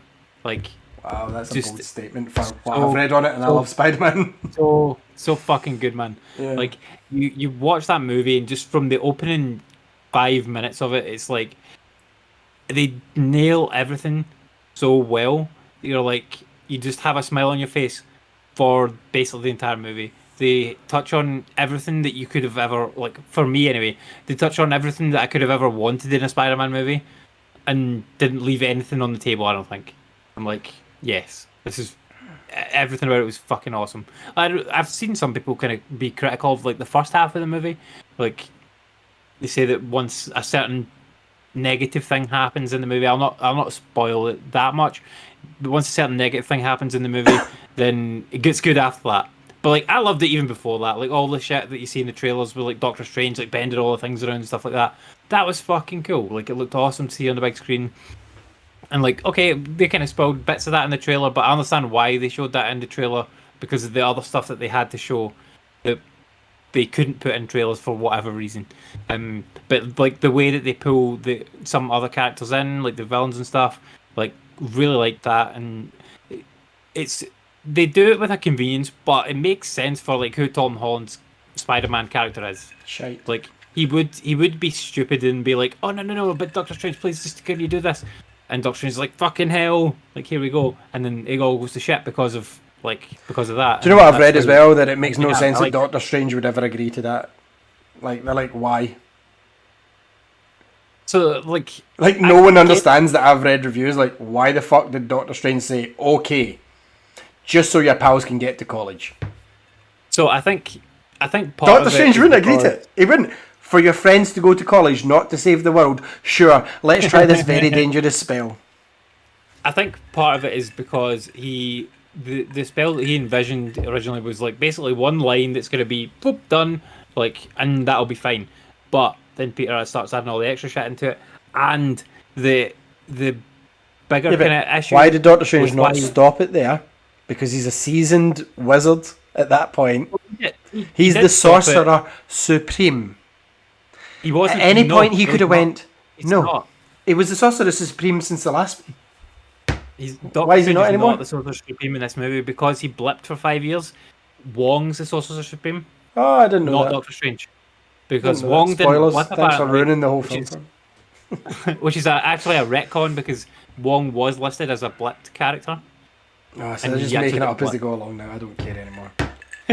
But Doctor Strange blipped for 5 years, so that's why he is not the Sorcerer Supreme, which is maybe a little bit why he's maybe a little bit unhinged. And after all the shit that happened in Endgame, and the thing is, he's obviously built a rapport with Peter, and he's kind of like, yeah, Peter's my I pal, owe him I'll do maybe him a favour. because he helped me. Yeah, that sort of thing. Like if you asked me to do something, but I'm like, I'm not totally comfortable with it, but like it's for Ali, I'll do it for him. Like that Yeah. sort of thing. That's the way I kind of see it. Like your mate asking you for like a favor, like It's a bit different though, isn't it? It's not like you could magic and change. a bit different. Yeah. You need to change the future by making. I want people half the forget people I know the to forget about me. Like, you're like, alright. But yeah, like I fucking love this movie, man. It's so good looking as well. Like Why did Doctor Strange Especially- not help them fix it when it was him that done it? he does help him fix it. For the entire thing? He helps them through the entire thing? No, he helps him at the end of the movie. So why doesn't he help them from the start and get it done quicker? Because Makes no because he gets locked away. sense. Because Peter traps him in another dimension. Yeah, I don't buy that either. Like the way that they do it in the movie, it's 100% earned and bought. Like Has it buy into got it. him doing Spider-Man things yet? yes, No, it doesn't. yes. Does It he fight a car thief like Andrew Garfield did? No, right, but he's It's already not kind worth of he's fought bank robbers in the first movie. He right? was an But Avenger from like when he was 4. Oh. Like, come on.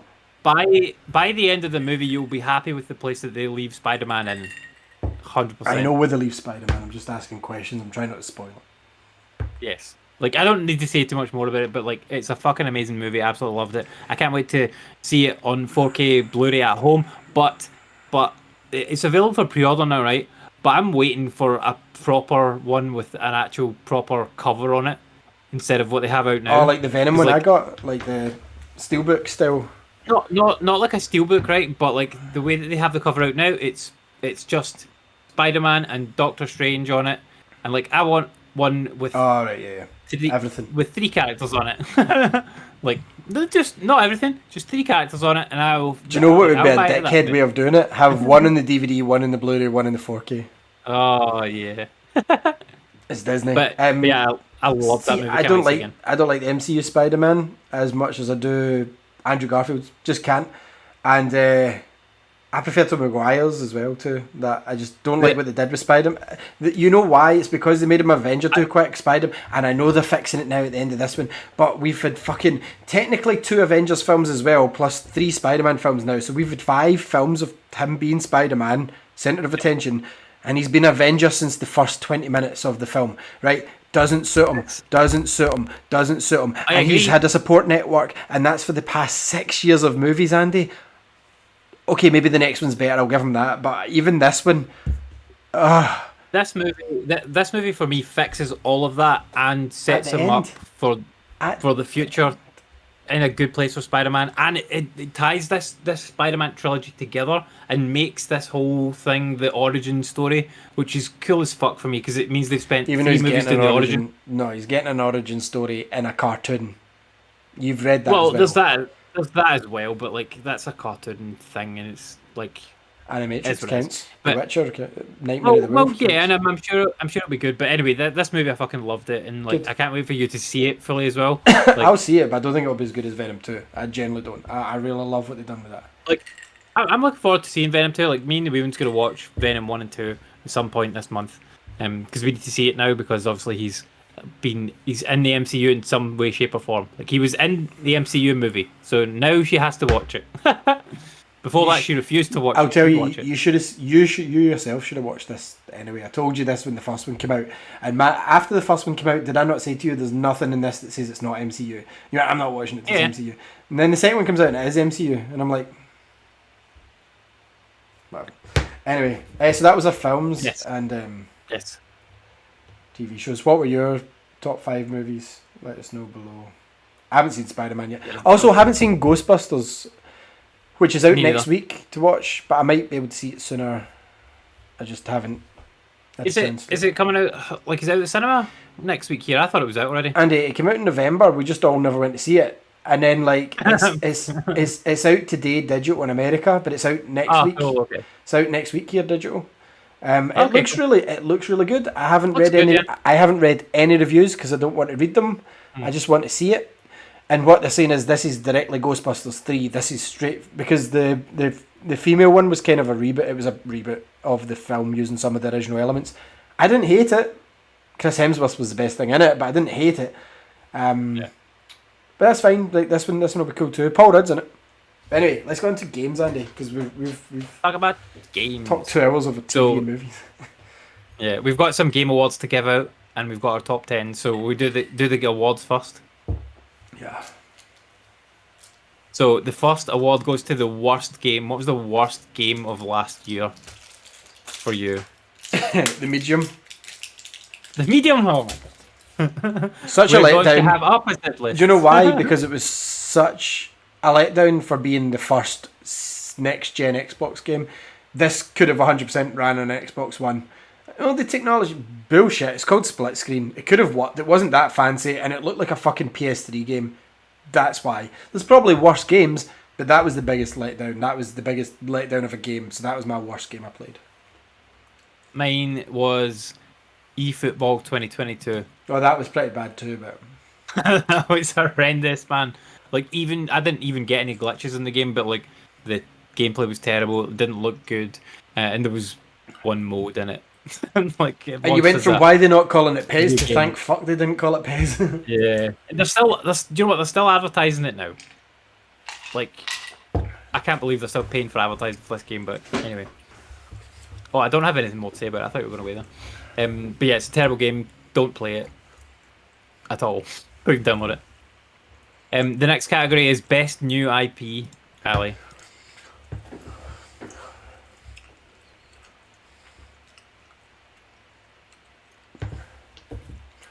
I'll actually check. I was like, he's thinking of one. He's think. Do you want me to tell you mine? Yeah. What's your look at your list? Mine is the medium.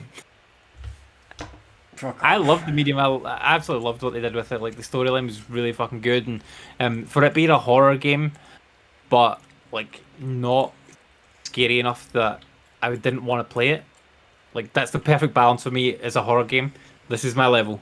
I'm like, yes, this is it. I loved the graphics. I thought it was great. Fun game, good story.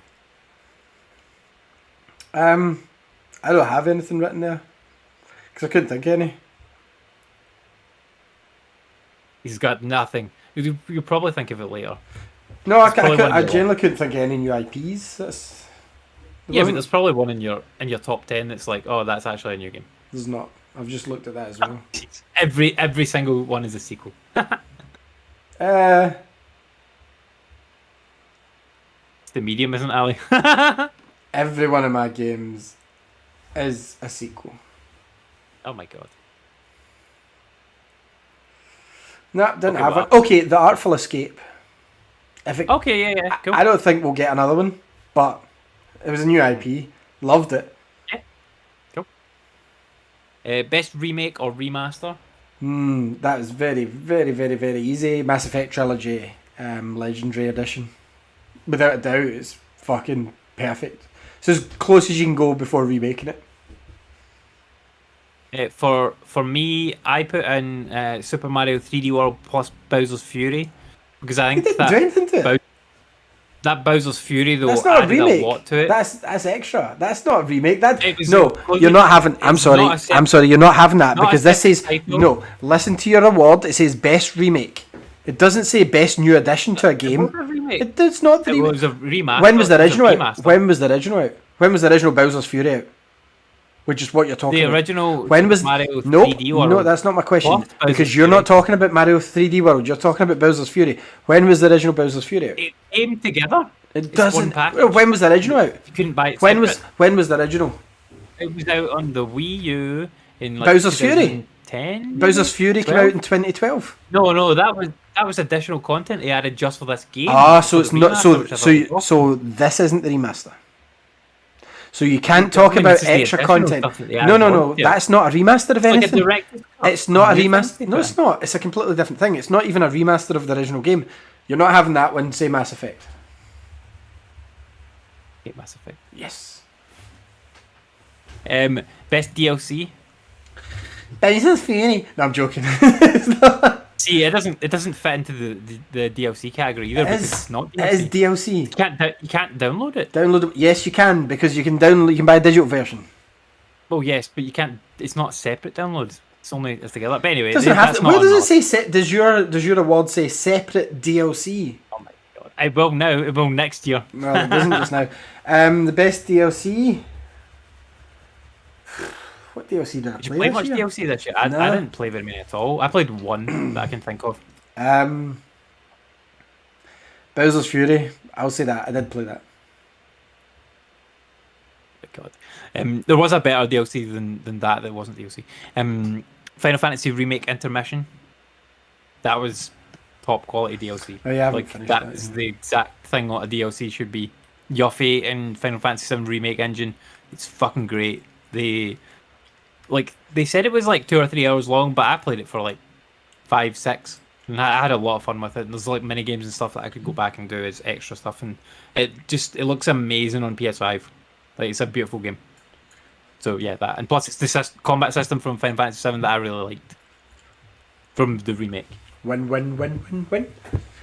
All the wins, yes, and they at the end of it as well. They tie stuff in and they give you like additional stuff to the ending of Final Fantasy VII Remake. I'm like, oh, here we go, Final Fantasy VII Remake 2, gimme. Yeah, very, very exciting, very good. Enjoyed it a lot. Best new character. 2 seconds. I can tell you mine. Yeah, go for it. Mine was Alex Chen from Life is Strange True Colors. Like, I just really liked her. Because she was very down to earth, but then she's got superpowers, and I always kind of like that. And Life is Strange is very good at doing that. They did it really well in Life is Strange 1, and Life is Strange 2, they did not do it well. They did it very badly. And then the Before the Storm was like the main character didn't have any superpowers, and in this one they bring it all back, and the main character has superpowers, and it's very likable. Yeah. Plus she sings, and there's some good songs in this as well. For me, it was 2 seconds. Sorry, I'm getting fucking 3 emails through here. Francis from the Artful Escape. You play as a musician's nephew, I'm sure, who's trying to to escape from his uncle's shadow, and the character does grow in this game. Whether like you call it a walking simulator or not, the character just does have growth and becomes his own artist and stops playing what people expect him to, like country folk music to synth space opera rock music. So probably Francis is what I put. Yeah, I like the actually concept wrote of that game, like, probably I didn't- Francis or Soldier Boy. So dumb. Best sidekick in a game. There's only one correct answer for this year. What did I play this year? Well, there's only one. There's 4, maybe 5 correct answers, but they're all from the same game. Rocket Raccoon from Guardians of the Galaxy. Yes, that's the one. Rocket stands out above the rest because Yeah. he's funniest. The rest of them do what they say in the tin, but yeah, I'd say Rocket. Although Rocket would say Peter Quill's his sidekick. So, Yeah, he would. Yeah, he's the funniest, but he's also the darkest. Like he's but got that's the how it should darkest be. Black story and like Very similar to and the he's comic, the Yeah. Marvel. Is it not Marvel 52? Is it Marvel Now version? Yeah. Yeah. But they did a great job with actually all the Guardians in that game, and I'm sure we'll talk about it more in a bit. Yeah. Best controller.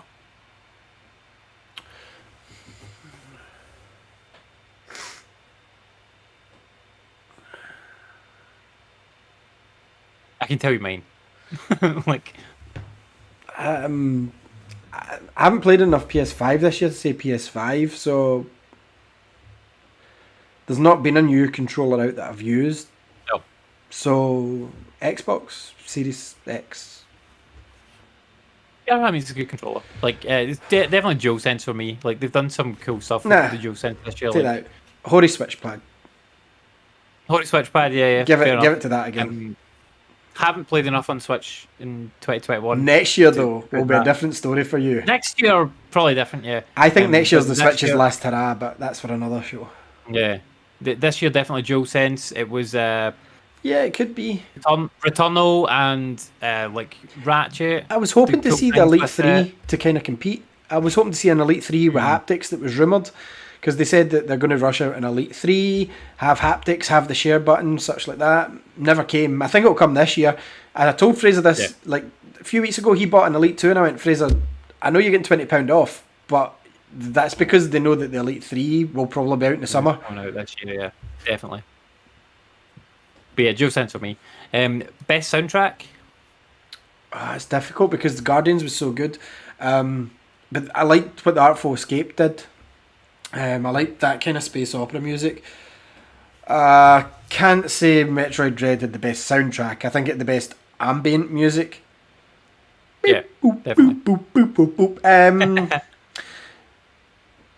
Yeah, Guardians. I really like, and specifically the license music that comes on when you do your huddles. Your team. Is it Team Huddle? It's called. Yeah, I think so. Yeah, Team Huddle, yeah. I liked the music in Guardians. It was really good, but like I found that with the huddles, the music was overplayed. Like I kept hearing the same songs over and over and over again. Yeah, but those are the best songs. I did like the I most like of when them, but like I like when licensed music hits without you expecting it. Like seeing the Avengers game in the main campaign when you play as Iron Man, and they played. It was I Black can't remember what Sabbath. song it was. It was either Iron Maiden or something, but it came on when you were. Yeah. And it wasn't Back in Black or anything like that, but it was a song similar to that from that era, and it was licensed, and you didn't expect it for this game. You just accepted your Iron Man flying, shooting stuff, and they fired up the rock music, and you're like, yes. When that happens, that's the best. Wasn't it Iron Maiden Flight of Icarus? I think so. I can't remember. It was. It was either Iron Maiden or Black Sabbath. I can't remember. I think But it was Iron totally fit Tony Stark, like MCU style music. Maiden. Yeah. Best visuals, so graphics or art style. Oh, they're very different because best art style would go to the Artful Escape because I love the way it looked. But best graphics is going to Forza Horizon 5. Yeah, like I kind of combined this category this year, but like I think we'll just keep it as two separate ones. To be fair. Art style is different from graphics because graphics, Yeah. Forza Horizon 5 is just. I've not got into that much, but that game. I looks put two for fucking this because I'm like, I'm like, I can't decide between these two games for this thing because like graphics is Forza, definitely. Yeah. And like art style, I love the art style in Guardians, so like it would be Guardians for Yeah. that. But like Guardians Which doesn't have better graphics than Forza, so Guardians was kind of almost Telltale style graphics in a way. yeah, like it was comic booky, like, Yeah. and I like the visuals and the color of it and everything. Like it looked fucking cool. Like, and the graphics were good in it. Don't get me wrong, but like they weren't Forza. Like Forza graphics were just unreal. Phenomenal. Phenomenal. Best PlayStation Plus game? Did you play any? You played a couple. Did I? Yeah, the one that I've put. You definitely played because I played it with you. Destruction All Stars. I wouldn't call that the best PlayStation Plus game of last year. So, do you know the reason that I gave that the best one is because I loved the way that the car felt when with the DualSense. Like, I thought it was a really cool showcase for 5 minutes of the You're DualSense, right. and I didn't like the gameplay mechanic that they had within it, but like it felt cool, like to drive around in the game. Do you know, Outside of the car and shit, no, it was bad. do you know they had a pretty good year in PlayStation Plus this year. They kind of had to. I mean, Final Fantasy VII Remake being on there's got to be a contender. I'm surprised you didn't Yeah. say that. For me, the best one on it that they released is a game that I've played. It's the shooter I've played the most of was Black Ops 4. I didn't play it out of it, Yeah. but I would say that was Yeah, their good. best Plus game. Yeah. Yeah. Go for that. Best games with gold game, like They didn't have any good games this year. so they actually did because I went and looked and I'm like, surely there isn't any, and there was one. There was one that we played this year as well. This could be easily yours as well. Gears 5 came to games with gold this year, and yeah, So- we played that, and It was okay. it was all right. Yeah, like it was better than a lot of the other shit that they put on games with gold. Every month, I think I put Gold is Dead. Mm-hmm. I don't think they had one standout. Nope, it wasn't great. So you can say Gears 5 too, because we did play that this year. Resident Evil Code Veronica. I mean, Yeah. that's a good game. They're basically giving away 360 and Xbox One games that nobody wants, though, at this Yeah. point. I mean, I've just looked at the entire Xbox One list. Resident Evil 1 Remaster, Dead Rising, like, there's no Series X games on it. Oh, well, tell a lie. Yeah. Gears 5 is the only one. Gears 5. That's I'd it. say. There's Yeah. nothing else. So, Gears 5 probably, but Code Veronica is a very good Resi game. Yeah. Terrible. Best And Switch Justice Online. Gods Among Us 1. Tell a lie. That beats them all. Oh, that's a good game. Best Switch Online subscription game. None. So from classics. None. I actually wrote none for this because obviously I didn't get the new thing that you have. I don't use that service. I only use this for cloud saves. Like I think this is worse than PlayStation Plus. I don't like it. I don't like the new tier where you have to pay like 20 quid more. I don't like the whole thing. I think it's awful. I think the Wii U has a better shop on it. I think the Wii had a better online shop on it. I think the 3DS, which I've used recently, has a better online shop than it. I think the Switch shop, they just went, that'll do, and they've left it. I don't think. That's exactly what happened. It hasn't changed since first. There's no organisation on the store. There's no organisation. All the tiles for their online service for the games are all different size box arts. Make them uniform squares. Why am I looking at one that's like horizontal and one that's portrait style? It looks a mess. The games run fine, sure, but none of them like are interesting to me, or I've got them on my NES or SNES. The N64 games, every single one that's decent, I've already got between my 3DS or a Mario All Stars collection. I've no need for it. I don't play the Switch Online games. So I don't have those things that you just mentioned. I don't have the like a Wii U with Virtual Console games installed on it. I don't have the Mario 3D collection or anything like that. So and I would not buy these games if they released them individually on the store. So the subscription service works perfectly for me because like I can dip in and out of these games for 10-15 minutes and go, oh, I played that when I was younger. It's fun to play this. I'll never play again. Mario Kart 64 was the only game that I really played anything of. I only played, I don't know, 2 or 3 races of it, and it was fine. So it goes to Mario Kart 64 by default. Which is a good game, but Mario Kart 8's there, so why would you Good bother? Yeah. Best free-to-play game? Does Avengers count? No, it doesn't. It's not free. There's an easy answer to this one. Fortnite. Which is mine. No, not Fortnite. Like, Fortnite is not mine. Halo Infinite. Does it Free-to-play count? game. If it came counts, out. I'll agree. Oh, for sure, because the multiplayer component is completely free to play. Oh yeah, you're right. Yeah, the multiplayer's fun. I haven't played it in the past few weeks, Yeah. but yeah, good game. Yeah, really good. And the next one, best multiplayer, also for me goes to Yeah, Halo without a doubt, Halo Infinite. Infinite. I haven't played too much Like- Fortnite this year, but yeah.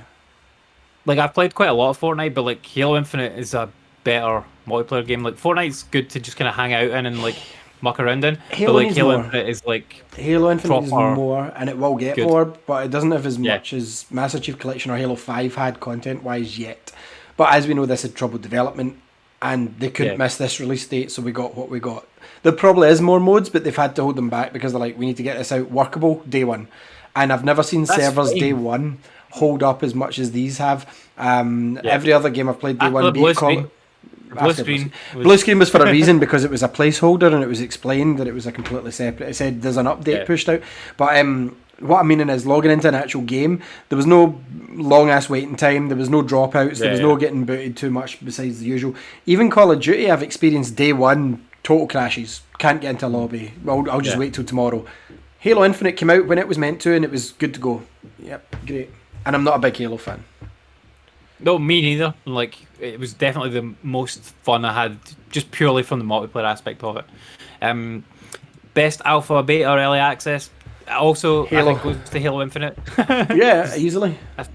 It's just the same in the alpha as it was, or the beta as it was when it released. And when it was in beta, it was absolutely And spot do you know the on, reason so, why is yep. because it was finished and then it had an extra year to polish. It's done. Yeah. They're like, oh, it's a beta. So it was not a beta. That was just it out. Best water. Oh, I did have an answer for this and I didn't write it in. Mine is Forza Horizon 5. Oh yeah, yep. Because Forza. they even highlighted the water right at the beginning of the game, and I'm like, oh yes, would they make you drive down, like you're chasing the plane, Yeah. and you drive down through the pub, Which was I'm like a Fast and the yes. Furious movie in 10 seconds. Yeah, it looks so fucking good. The water's really well done in that game. I fell off that game very quickly thereafter. Like I only played maybe a couple hours, but like it looks amazing, and the water physics and all that in it are really well done. So really cool. Best snow. Did you play any snow games this year? None. There was only one that I could even think of that I could remember snow being in. It was Riders Republic, like because it was kind of snowboardy stuff in it, and like it was fine. Like it wasn't as good as snow in some other games, like Rise of the Tomb Raider a few years ago. I think the snow in that was better, but like this is the one from this year that was like, oh, the snow, it's all right. Did you play any that had snow in I it? didn't play any snow. No, I didn't play any snow games. And No. this is the same every year. I like the snow. I like snow effects, but this year wasn't that great for it. Best hair. Did you notice any cool hair this year? Nah. I went for Ratchet and Clank Rift Apart. Lady Like, I think Damascus, the way Resident Evil 8. Okay, yeah, fair enough. I think the way they did the tiny hairs on Clank, not Clank, Ratchet. on Ratchet. A hairy robot. That's what I cool. want. Hey, robot. Yes, hey, robot. Best boss fight. Oh. I say best. Wait, it's got to be It Metroid. is Metroid Dread, but I say best. I liked Kraid, the one that you had to go back in. Oh, I didn't like that one. I like that. Didn't like that one. It was like even the second time, like I didn't like it. I didn't enjoy that boss fight. I enjoyed beating him, but I didn't enjoy the I would way say the boss fight was. arguably any boss in Metroid Dread because of the feeling you got after winning. Well, yeah. Like for me, Any- it was the gold Chozo was Oh, the I was best a one. bastard. Like I loved that because it was really hard, but like I felt by the time I'd got to that, I was like quite in the good way of the good flow of the Metroids, and I'd got like a good chunk of the powers and stuff by then, and I felt powerful enough to beat him even from like the first couple of goes, even though he beat me 5 or 6 times before I eventually beat him. But yeah, I loved that boss fight. It was fucking great. Especially because like the first Chozo that I came up against, it took me Yeah. try after try after try after try to beat it, and then to get to the most difficult Chozo, and like I beat him in I think 5 or 6 tries. Like I was like, yes, here we fucking go, and I wasn't at the point where I was annoyed with the boss fight yet before I beat it, which is perfect. Like I'd just gotten to the point where I'm like, this is tough, but I can do it. which is really where like Bloodborne and games like that they struggle because you do get to the point where you're like, I can't fucking do this. I can't. And even Metroid has it. Like the last boss is kind of like that. Can I add in a special mention to Alpha Beta with Elden Ring? Oh yeah. Because I That was played yeah. a lot of that and absolutely loved it I'm looking forward to that next year. this year, this month. This 3 year, weeks, shit, yeah. 3 weeks time. Oh well, no, it's next month. It's not early February, no. 3 weeks time. 3.5, sorry. I think it's yeah. Best opening scene. I would say Metroid. Metroid's good, yeah. When Samus gets stripped of all her powers by, what's his face? The Eagle? Eagle! Oh yeah, I can't remember his name, but But then again, Eagle. nah, That's yeah. just, for me, that was just the same as any other Metroid game because they always do that. No, they It don't. looks nice, No, though. they don't. They don't. That's a complete Pretty lie. much. Nope. In the first Metroid, she lands on a planet. Second Metroid, she lands on a planet. There's nothing to do with powers being stripped and made like this thing's going to fuck me you up. start No. you start with no powers and then you have to No, go and get no, powers. not true, not and true then- at all. No. Listen, you talked about opening cutscene. No other Metroid's got an opening cutscene that's like that. Not one. It's good. So what's yours? Guardians of the Galaxy. 12 minutes. Oh, fuck off. It's But Metroid. I love the opening of 12 minutes. Like that, That whole game kind of didn't first- even last first 12 look, seconds loved it. for me. I put it on and I was like, one, this is taking too long to load for what it is. And then I put it on, I'm like, what is this? Get off. I found some keys in a plant. I went, nah, I'm not doing this. You didn't even go in the door. Like the opening scene of that game, like takes you into the house and then up to like your first loop, and that's the opening scene. Like Yeah. fucking cool. Nah. Loved it. Space best Eagle console? crushes Samus. Best console is the Switch OLED. Changes the motherfucking game. Okay. I played Sonic Mania last night before. Because I'd finished Sonic Mania with Sonic, got all the Chaos Emeralds. I just never went back and beat the Super Sonic stage because in normal Sonic games you cannot access it. See, in this one you have to beat both zones and both bosses Yeah. at the end of each zone before you can get to it. And I finally done it, and I got the special good, great ending where you see it linking into Sonic Forces because classic Sonic falls down a portal and Knuckles and Tails are like, what happened? Yeah, Switch OLED. Like, it looks, feels premium, bigger screen, clearer screen, feels like faster loading even though I know it's not. Better kickstand, better internal memory. It just feels like a whole new console. Switch. But most played, Xbox, Game Pass. Yeah. For me, I said Xbox Series X. Again, like you said, Game Pass. Like the load times are awesome on it. Like the problem with PlayStation this year, like Nothing. they had a good They year, had- but they didn't have any games out. Nope. So I don't know. Like, and I probably played 50-50 on both consoles, which is probably the first time I've done that. I think.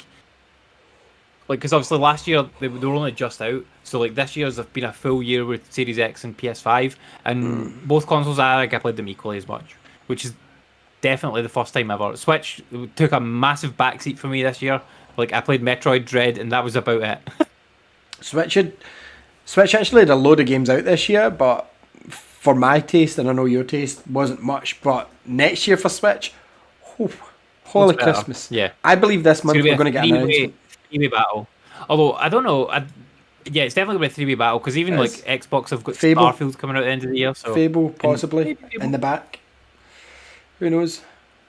But yeah, Xbox for me for last year definitely. Cool. So that's all our game awards given out. Congratulations to all the winners. I hope you like your award of being awarded. Yeah. So we can move on to our top tens and games we finished and whatnot for the year. So do you want to do top tens first? Yeah. And then talk about what the finished games? Yeah, so at number 10, I've got Resident Evil 8. Great game. Direct follow on from Resident Evil 7. Looks fantastic on PlayStation 5. I just get stuck at a loop that I would have to redo an entire section I wasn't prepared to do. Basically, where I loaded, there's no way. Like, an entrance is blocked, and there's no way of getting through it. So I would literally need to reload an entire section, which is doable. I'm just not prepared to do it. So, great game that You will I will You go will back. go and back do this. to that at I some will point, go yeah. back, and I'll probably have to restart the entire section, but I'm not prepared to do it at the moment. Nope. Yeah. But good. That's at my number 10. It might have been higher if I'd sunk more time into it. My number 10 is kind of the same, like Forza Horizon 5. Like, I enjoyed what I played of it. Only played a few hours, but it looked really, really nice. Just I'm not that into racing games, but for games I played this year, I had to kind of scrape the barrel a little bit to get the last couple in there. But the top ones are like I played and finished all these and played a shitload of them. I didn't But, finish like, all of mine. this one I'm like, it was cool. Like the mechanics in it are really good, but I never played enough of it to put it any higher. Yeah. Number 9 for me is Ratchet and Clank, whatever it's called. That's the part, yeah. Good game. Looks nice. I just had no inclination of finishing it. It's not because I get stuck or anything. I think I had enough of it. I was like, it looks the part, but I don't have any notion of finishing. Again, you know how long I took with Ratchet and Clank. Same for Resident Evil 7. So the last Ratchet and Clank that came out took me years, and I would chip away at it. I'd have notions to play it, and then I'd delete it off the system and I'd go back to it. I would have finished more of these, I think, if my son's one, and he's a bit grabby and pulley, and my PS5 was the one that had to go, because it can't go behind the telly as far as my Xbox can, so it has to be upstairs, and it was downstairs maybe 3 months total this year. And I'm not making that up, as you can attest to. Like my PlayStation 5's been upstairs, and it's simply because that it will either hurt Leo or break, and I don't want either to happen, because one, he's not replaceable. It's already broken once. Yeah, it get broken by my daughter, but like the PlayStation 5 still aren't replaceable, and neither's my son really. So it would make a dent in him and the console, and I don't want that happening. So it's up there till he stops grabbing. And I know he's maybe 6 months away from that, because he's not 2 at all yet. He's like a year and 4 months. And I know closer to 2 they stop that. Well, Lexi did anyway, and most kids do. But he's just at the moment now where he sees a cable and he has to pull it, or finger goes in the socket in the wall and yank, and he's crazy. So yeah, Ratchet and Clank's there. Nice. Yeah, like I didn't put it on my list because I think I played it less than Forza, but like I liked what I played. I just didn't like it enough to. Oh, I sunk about 6-7 hours into it. I did sink some time into it. I just never finished, mostly because my PlayStation's upstairs. Yeah. Number 9 for me was Outriders, which. That was the game you were never going to stop playing. No, the game that you loved. That was the future. Yeah, because it was on Game Pass day one, and this is made by this People Can Fly that made Gears of War Judgment that we've really liked. Judgment was good. The shooting mechanics in this are very similar, and the guns are fun. How fun is the actual gameplay? I think the gameplay was actually quite fun, but I played all of my gameplay in this was played in multiplayer with Mark and Ian. So the 3 of us playing together, that's kind of how the game's set up. You're supposed to play in like a trio. I don't know how much I would have enjoyed it playing it myself. And they 2 guys fell off the game and never wanted to go back to it, so I never ever went back. Like I suggested it many times to play it, and it was always voted down. But I would like to go back and finish the game, because we got a good chunk of the way through it. Like we must have played 10-15 hours of it, and I liked what we played. There was an okay story, and there was cool aliens to shoot. I didn't like some of the things, like bollocks. They kind of set set some of the stuff up. Like, it was functional enough. Like it's just go out kill aliens. We've seen it before. This reminded me of Defiance a lot. It plays better than Defiance. I never played that. Story-wise, style-wise, it reminded me of that. I like Defiance. This, I was just like, I've seen it. It's not doing anything new. That was its biggest deal. It's like, go here, get your mission, shoot, come back, go here, upgrade your pit. It's like, but you don't have that sparkle that makes me go, oh, there's your thing. Because like once you get resurrected with your fire or whatever power, it's because I chose fire. I was like, this is all it's got. And I looked up, and that is all it has. And it's just like level grind. Yeah. I don't want a level grind. I want cool stuff to do. I want secrets. I want this and that. Nope. Just go into arenas and shoot. But I've got Gears of War if I want to do that. We'll play Gears of War then. Yeah. Okay, I said okay. I'll just play Gears of War. I liked the mechanics in it though. Like the shooting mechanics in it and that were fun. No, they weren't bad. But it's just dull. Yeah. It was kind of dull, but like I still enjoyed what I played of it. Like which, like say, 10-15 hours maybe. Yeah, but you could play piss up a wall with Mark and Ian in the game and still think it was a good game, because it's not the game you're playing, it's who you're playing with. Yeah, it's the banter and whatnot as exactly, well. So it doesn't make that game was that game was good for that. No. Number 8 for you? GTA Trilogy Definitive Edition. I didn't have the issues and the controversy that this. A lot of the controversy that people were poking at with this game, right, was they were going out their way to find glitches. Like, I'm not saying there wasn't bad effects, right? See, if you're just playing the game, that never happened. And a lot of these were on unpatched versions. Because I looked at a lot and see the Reddit, they were breaking it down. They're like, if you installed the day one patch, that wouldn't happen. And some people do it to get their post likes, to get this. I'm not saying the effects and things, some of it wasn't bad, some of it was unfinished. This wasn't made by main Rockstar. We always knew this. This was made by Granger Games that does the mobile ports. See, for me, it looked good enough. Like, they'd done enough. They'd gave it modern controls. They'd done everything they promised. The handling was there. The shooting was there. Compared to the old versions, bollocks. And are you joking? They deleted 4 Michael Jackson songs and folks said it was a travesty. It's like, no, I'll take the paedophile songs out and enjoy the rest of the songs. Fine.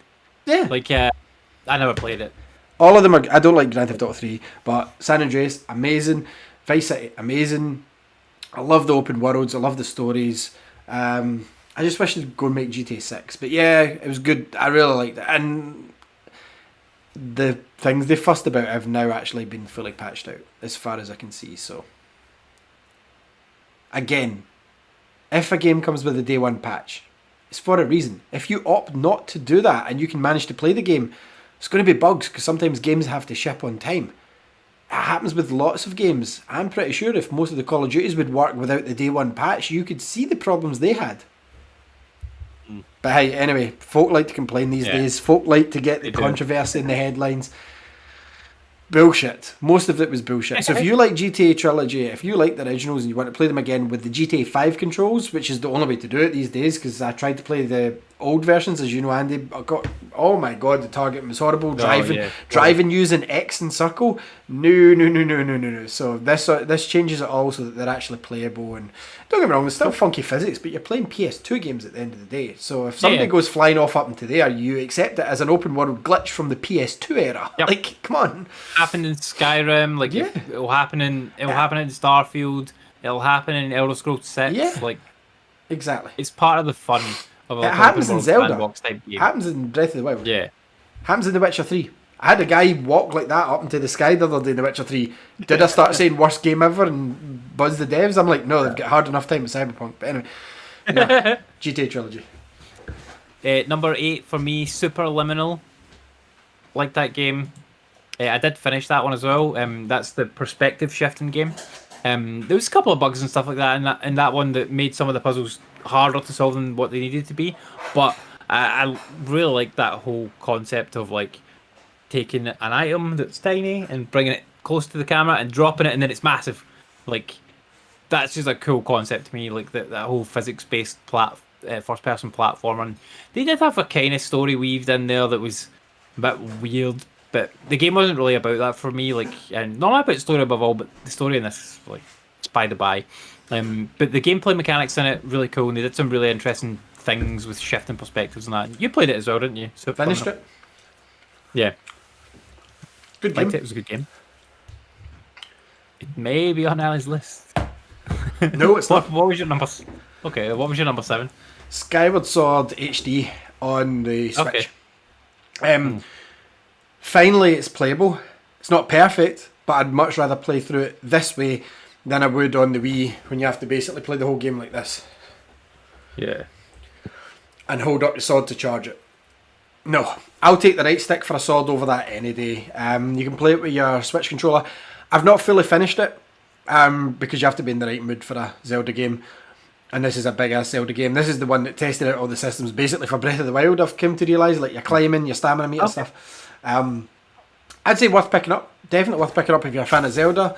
And if you're planning on getting it and you are going to get Breath of the Wild 2, I would suggest get it now, because you're not going to have time the latter half of the year from what I'm hearing.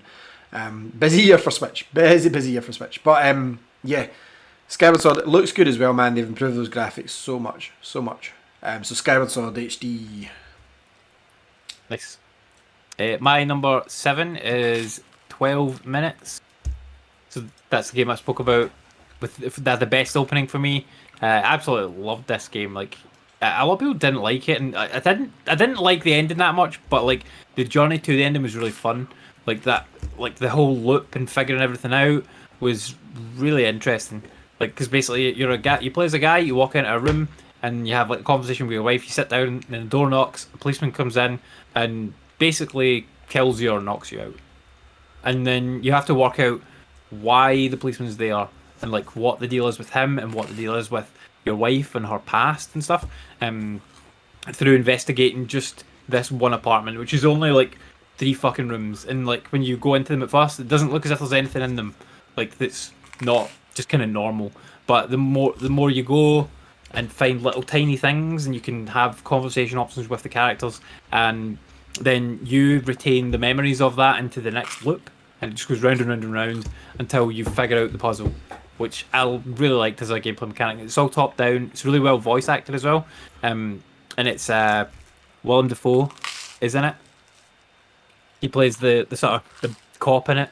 He's kind of the bad guy. I can't Well, he's remember Green who was Goblin, it? so he is a bad guy. James McAvoy and what's her name from Star Wars? Daisy Ridley. So like top tier like voice cast, they're like Hollywood fucking stars, and like it shows in the game. Like the voice acting performances are really strong. So yeah, I really like that game. Really cool. Yeah, it definitely should. You didn't even walk through the front door. You didn't even see the wife. Or Willem Dafoe. How a game plays is big for me as well as story. So I've got a smorgasbord of games in Game Pass. If you don't impress me in the first 10 seconds, I'm deleting you unless you're from a child. So why waste my time on you? But I like Put it this this game way, a lot. do you know the perfect examples? Super Mario Brothers 1 and Sonic 1. First 10 seconds of that game, you get everything. Oh yeah. Here's how it works. There's a bad guy. There's a ring. There's a question block. Deal with it.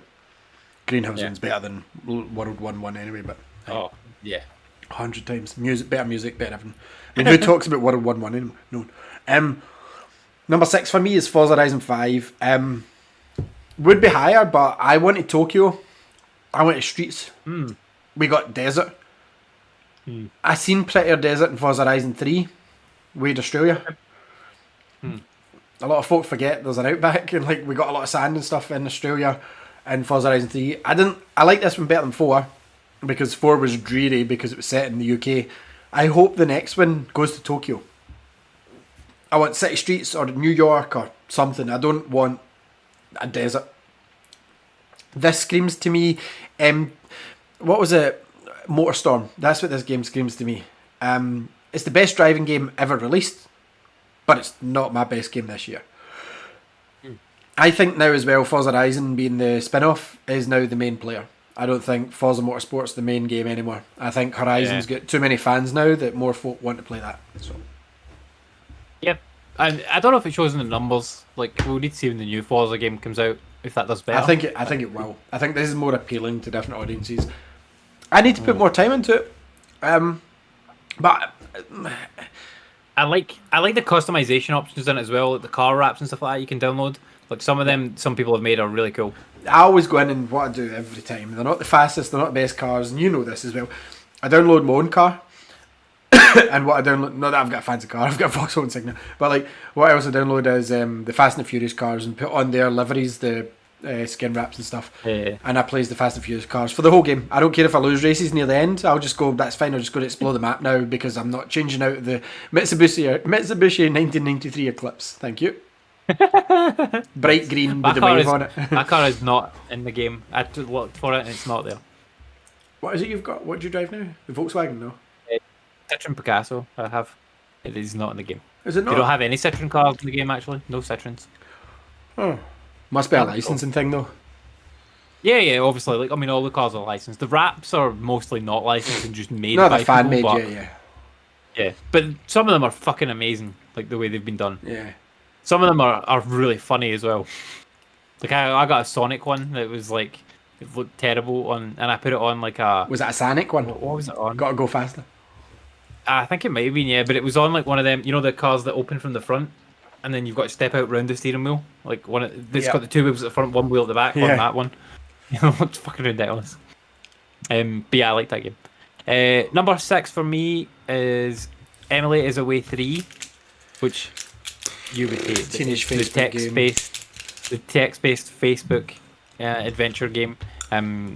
I love those type of games. Just like any game where it's got a different You need to play that game that's the interface. highest rated game in Metacritic then. Remember the one that's Japanese. What's it called? What one was it? Pigeon Detective Club. Some stupid name. Some Hotel Pigeon. Oh. Some Dusk. I played No, the Pigeon game. no, it's not that. I didn't like the Pigeon game. I can't remember what it was called. You can find out. But Emily's Way 3, I really liked it. I don't know if it was as good as Emily's Way 2, but I still really enjoyed the story that they told within this kind of medium. And it's cool that it's not a continuation of the other games. It's its own thing with a new Emily. But yeah, I liked it a lot. And it The reminded House me... in Fata Morgana. Okay. 96% I've never heard Metacritic, of that. Andy. 9 Okay. 9 I out of should 10 play that. everywhere else. $12.49 on Steam, but you can get it on 3DS, Vita, Nintendo Switch, PS4, or iOS. It's a visual Okay. novel game. Is it this one? I mean, it sounds like it from what you're talking about. But anyway, Emily's Way 3, I really liked it. If you liked that type of game before, then you'll like this game. If you're interested in what it is, try Emily's Way 1. It's free on Steam, and then you can buy the other ones. I bought this game twice this year, because I bought one for me and I bought one for Fraser, and he didn't play it. What game? Emily's Way. Emily's Way, yeah. Because I bought him the second and third one, and he played the first one and a bit of the second one and didn't like it. The first one's really short. It's like you can complete it in like an hour. I think it is this game. And I'll it was, check into it. it was like top of Metacritic. Cool. 2 seconds. I need to know your number 5, Ellie. What was your number 5? It was Halo Infinite. Oh, my number 5 was also Halo Infinite. It's good. I'm not a big Halo fan. Same. There's the article. That's what I was looking for. Sorry. I'm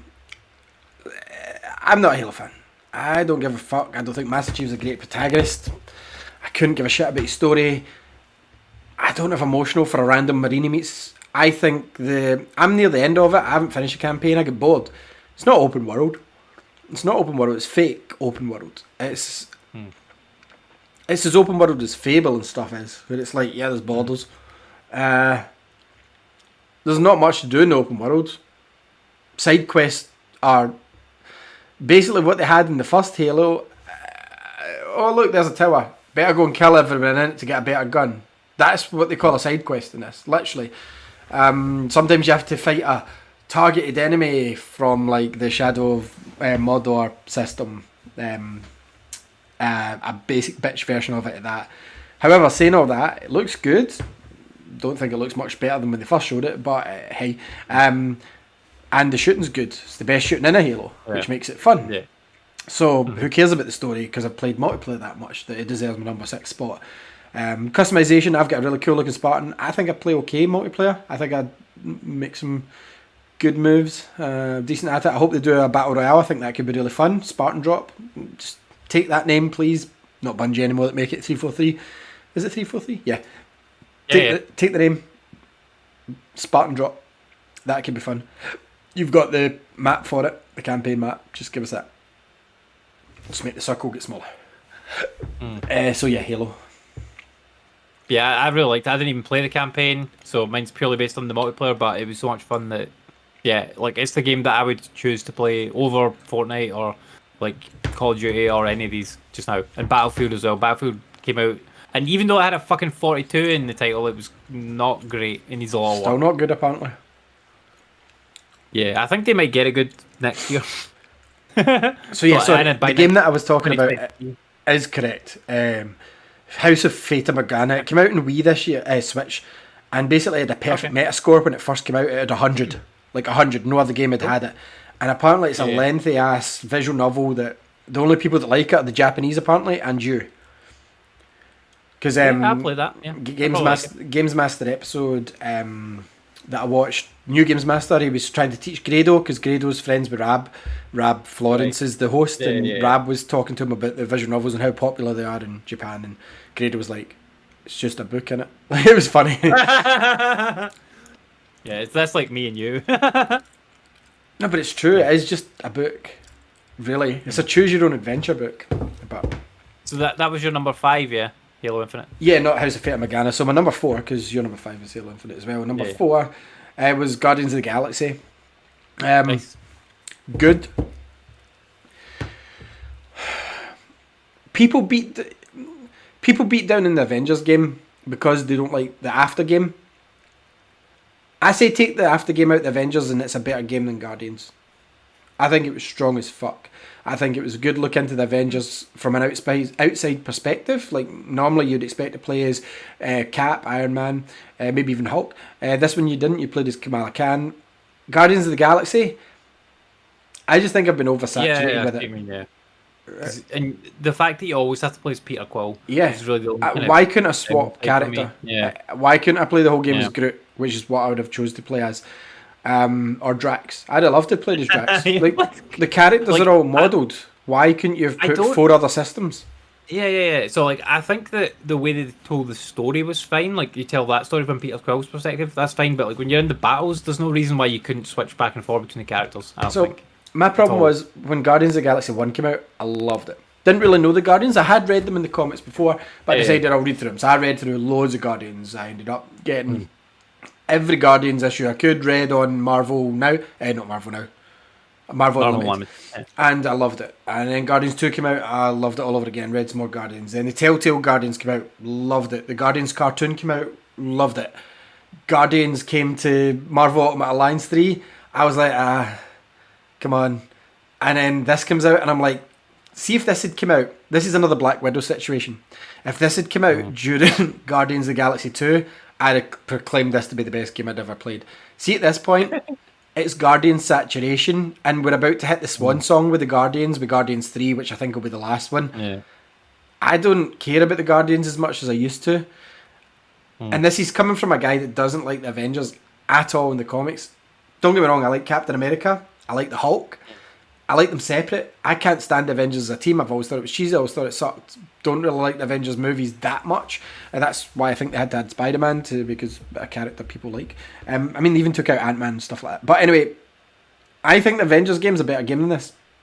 I just do. And that's not because I'm a fan of the online. I think the story was better. You got to play as more characters. You weren't just stuck as Captain America for the whole game. And we're not saturated with fucking Avengers games. But ever since fucking James Gunn popularised Guardians of the Galaxy, everywhere you go to Tesco's, you can get Peter Quill boots for your kid to go outside. You can get a Rocket Raccoon t-shirt for your wee one. You can get fucking Groot soft toys in the next aisle. It's like, we've seen them every fucking day of our lives if you go in any public place since the first movie came out 5-6 years ago. And for me, even longer than that now, but like for me, it's like it's good, but enough. Change the team. Imagine, like, the reason the X-Men are more popular is because they changed their team. The Guardians in the comics don't stay the same. Sorry. I would have they did add Mantis into this game later on, but like she's not really part of the team. Like, she doesn't come into the gameplay side of the team. Do you She's play in the as story. her? No, you don't play as her, no. And you don't play as any of the other Guardians, but I think the one thing they could have changed with the game is if they just let you switch on the fly in combat, like between the characters, then I would have liked this game a lot more. But like, it's still a really good game, and I'll talk about it in a minute. Because it is on that. So like, yeah, I get what people are saying. Oh, Grace, it was okay storytelling. It was just your bog standard Guardians of the Galaxy story. Like, yeah, they threw in some cool comic reference. Oh, Cosmo the dog. Fuck Cosmo. He is shit. Oh, he is shit in the comics. He is shit in the movie. He's good in this game. Good in this game. No, he's not. No, he's not. I love Cosmo. Give me Howard the Duck any day over Cosmo. Fuck Cosmo. So yeah, fine. Andy missed the Collector's Museum completely. I can't believe that he missed that on. Like, you walk around and you see all this cool bullshit references to stuff Andy would love. Like you see Frog Thor and stuff like that. Like he's got them all in cases. You can walk around it and see them all. You have to pay, and then at the end you can buy Gamora her doll. It should have leaned more into... Do you know what it was? It wanted to be Mass Effect and shat out of it. See if this game had been more in depth, I could see it being better that way. Like, fine, Peter Quill all the way, but lean into the RPG a lot more. Give me more options, make it affect the story more, give me multiple endings, branching choices. But you've gave me a bog standard action game, really, and you can't let me switch to 3 other characters in 2021. Yeah, no. Like Final Fantasy VII Even Remake does Arkham, it. I could play as Robin. Like, Come on. yeah. So yeah, my number 4 was The Medium. And I know you didn't like this game, but I loved it. Like I played. Which is weird because I like horror games more than you normally. I know. Like I don't like horror games normally, but like this game just had at the right time, and like I was in the right moment, in the right mood to play it. And like I played through like most of the game, and then I watched Fraser play through most of the game, and then I finished the game, and then I watched Fraser play through the end of the game. So like I played through the entire game and watched a full playthrough of it as well, and I loved it both times. You like, watched me play as well. were great, and you I love me watched you playing. and I loved you playing it because it was fucking hilarious. And like that, the bad guy that's after you, and how he goes, "It all ends in me." It was so cheesy, and it's played by Troy Baker. There's a fucking great couple of songs in it, like near the end. Like the ending song's great, and then there's another one like just kind of before the end that's awesome as well. Like I've still got these in my playlist and still listen to them.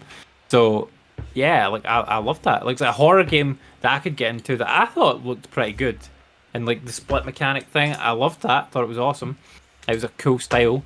And you had to use a pair of scissors to cut. Again, liked it. Limited combat horror game that wasn't that scary with some puzzles in it. It was and crap. a good story. I liked it a lot. Shit. Can't wait for the next one. Can't wait. It would have worked on Xbox. Probably would have worked on Xbox One if they toned down 1 or 2. It's coming to PlayStation now as well, so. It's on PlayStation 5. I don't think it's on PS4. Oh, I don't get it. I don't get it. Bullshit. I don't believe that wouldn't work. Anyway, number 3 for me was Monster Hunter Rise. This was my first proper Monster Hunter game. Like I dabbled in them in the past. I know you guys played a lot of. Was it World that came out that you dipped into in and out of? Not me. I never. No, I mean Fraser might have played it. Fraser, Nelson. I'm sure those guys get Yeah. into it, and a lot of guys I used to work with. I'm sure Karen and Frog and stuff like that used to play it. Monster Hunter Rise was incredible. Like it was really refined. Monster Hunter World I've tried to play since, and like sometimes just because it can be big doesn't mean it's good, because it's like your base area can take you 2 minutes to get to the part you want, because in Monster Hunter you have to like prepare, you have to go to you have to buy the right food from your cat chefs, and then you have to go and get the right weapons, the right gear equipped. You've got a dog and a cat in this, or 2 dogs, 2 cats, however you prefer. I prefer one of each.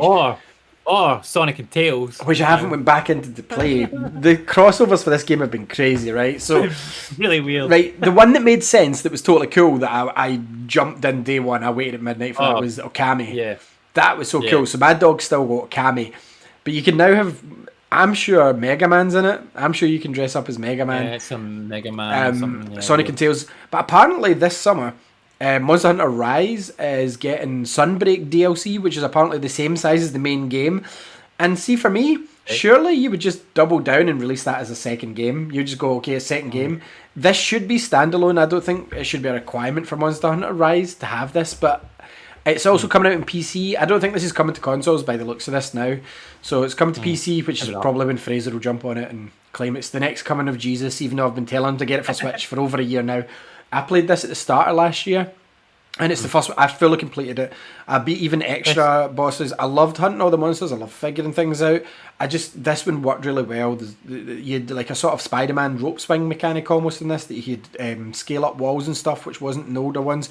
You ride along on your top of your dog, where your cat fights alongside you. Like honestly, such a good game. Like I made my cat look like Bond, my cat, same as I did in Sonic Forces. Like that's why I didn't hate Sonic Forces, because I got to play as Bond. But like in this game, every bit of it worked for me, and I thought it was superb. I've bought every bit of DLC so far that was paid, and I haven't done the Sonic one yet or the Mega Man, because I haven't went back into it. But I do plan on getting back into it on my Switch OLED, which I haven't fired it up on yet because I think it'll look awesome. And yes, of course, I'll be buying the Sunbreak DLC when it comes out. I imagine that'll be £30 because from what they've said, it's a whole new map, whole new area, all new monsters, all new story. Yeah. There's still so much for me to do in this one because you've got your online quests and stuff. I was meant to be playing with a lot of folk, but I beasted this more than... Like, Karen that I used to work with was a seasoned Monster Hunter. She was always playing Monster Hunter World. This came out and I had finished it before she'd even took 2 looks at it. And I'm never normally like that with games. And she's like, yeah, we can't play till I'm at that level. And then it took her too long to get to my level. And I was like, yeah, I'm past that game now, so I'm not going to be on it. But yeah, anybody that can get Monster Hunter Rise and's never played Monster Hunter, start with that one. I also like the Monster Hunter film that came out with Mila Djokovic. I never watched that. Resident Evil. It was really good. I enjoyed that. So yeah, Monster Hunter Rise is my number 3. Great Switch exclusive. Great one from. Yeah. I'm actually shocked. Sorry, I know I finished, but see how successful Monster Hunter World was. I'm very surprised that Capcom went, yeah, put it on Switch only. They probably already had that deal in place before Monster Hunter World went so big. Yeah. The next one will be on everything, I would imagine. Because a lot of Monster Hunter games were previously only on PSP. There were a lot of them were handheld because handheld's bigger than home console gaming in Japan, obviously. So like a lot of the older Monster Hunter were on like Monster Hunter Ultimate 4 and stuff. It was on the Wii U, but that was the really cool one. I had 3, and the really cool thing was you could start a hunt on like the 3DS, and then you could move it onto the Wii U, and I loved the way that worked. It was so cool. Like the Wii U wanted to see if people knock the Wii U for being bad. It wasn't a bad console. It was just poorly executed. And see, if it wasn't for the Wii U, we wouldn't have the Switch doing what it did. It took them to make the Wii U for them to realise, oh shit, this is what we want it to do and it should have done. So if they've got a 3DS, they could do it with some games if they buy the game twice. But yeah. But anyway, sorry, enough of me nostalging about a console that sold less than some games. Number 3 for me was Guardians of the Galaxy. Like we've kind of already mentioned and when you spoke about it. Really good game. I liked actually the story of it. Like they told a different story from what we've seen in the movies and the games and stuff already. Because like the game was just like a Thanos story, and like the movie was kind of a Thanos story, and then the ego story. And this one did something totally different. And obviously it's from the comics based, and like if you've read any Guardians comics, you've probably read similar-ish things to what this is. But I like that, and it's obviously going to be different from whatever they do in Guardians 3, the movie as well. So it was refreshing. I read the first draft of the Guardians video game script got rejected because it was too close to Guardians 3. Yeah. That's what I read. That Peter... And I'm sure James Gunn confirmed it, and he said, yeah, we told them they couldn't use the script for the game, and they had to rewrite the whole thing because it was too close to the plot lines of Guardians 3, which is nuts. Yeah, that's nuts, man. But what they did with it, I really liked, and it gives you that kind of good feel of like them just going and trying to do one thing and then getting involved in this whole big quest because of some shit goes down. And I liked that whole kind of concept, and it felt good for the Guardians to do that. Like it wouldn't work for the Avengers doing something like that, like 'cause that's not how the Avengers work. They could, but like for Guardians, it works perfectly. Hulk took over a whole world, and Iron Man was the best Guardian of the Galaxy for a while. No, I know, but like this game, I just really liked it, and like the way they characterized all of the Guardians. Whereas exactly MCU. Some of them were kind of MCU, but they twisted some of them just with the comic elements to be slightly different. Yeah, but the first thing I did was found the Guardians of the Galaxy 1 movie costumes and kept them on for the whole game. I was like, that'll do. That's how I want Drax to look. Didn't really matter about Gamora, the rest of them, but see, once Drax looked like the MCU, I was like, that's fine. He looks much better now. Like I liked the way they did the costumes as well, how they were just collectibles you could pick up, and it wasn't. I didn't like the whole that his name came from a band. I didn't like that his name came from a band. No, and I don't know why they did that, because like that's not his origin in the comics as far as I remember. Like it just sounded cool to him as far as I know, and that's a much better story than it was my favourite band on Earth. Yeah, and like the band, like the original music in it's like it's kind of bland and meh. Like you said earlier though, like the soundtrack on it is good, and all the license tracks in it are solid. So it's good that they put those in there, because I wasn't sure just after they started off with like a lot of that Star-Lord music. You're like, is it all going to be like this? And then it wasn't. Yeah, they should have at least picked an established band and just had like I don't know, some not ACDC, they wouldn't have done it, but somebody like that status and Yeah. just say, can you release some songs and we'll call it Star Lord, but they didn't. Yeah, like they could have put like a Star-Lord EP or something like that, Yeah. and then just made it be that, and that would have been cool. But like the band that they got to write it was like Wasn't good. it wasn't that good in doing that. So, but I really liked the game overall. Really cool game. What was your number 2? I'm conflicted with my number 2 and 1, and I was when I wrote it. Hmm. And I think I'm going to swap them right here. Oh my god, a live swap. Oh my god, Yeah, I have to.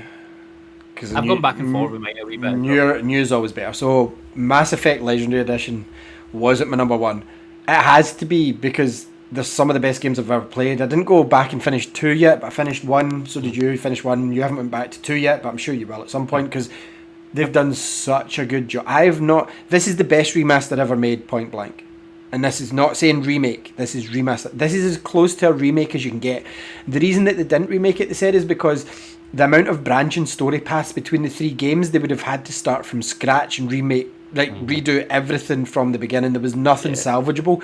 So all they could have done was push the engine. I believe they actually made a 3.5 version of Unreal, because this was made in Unreal 3. They made 3.5 and they worked with Epic to make a special version to push it to its further than its limits. So this is almost Unreal 4, which is the most recent. Well, 5's out now with the Matrix demo stuff, but 4's, they said it wouldn't work in 4 at all, and the branching paths were too complicated to port over. They would have had to restructure it. It was too much.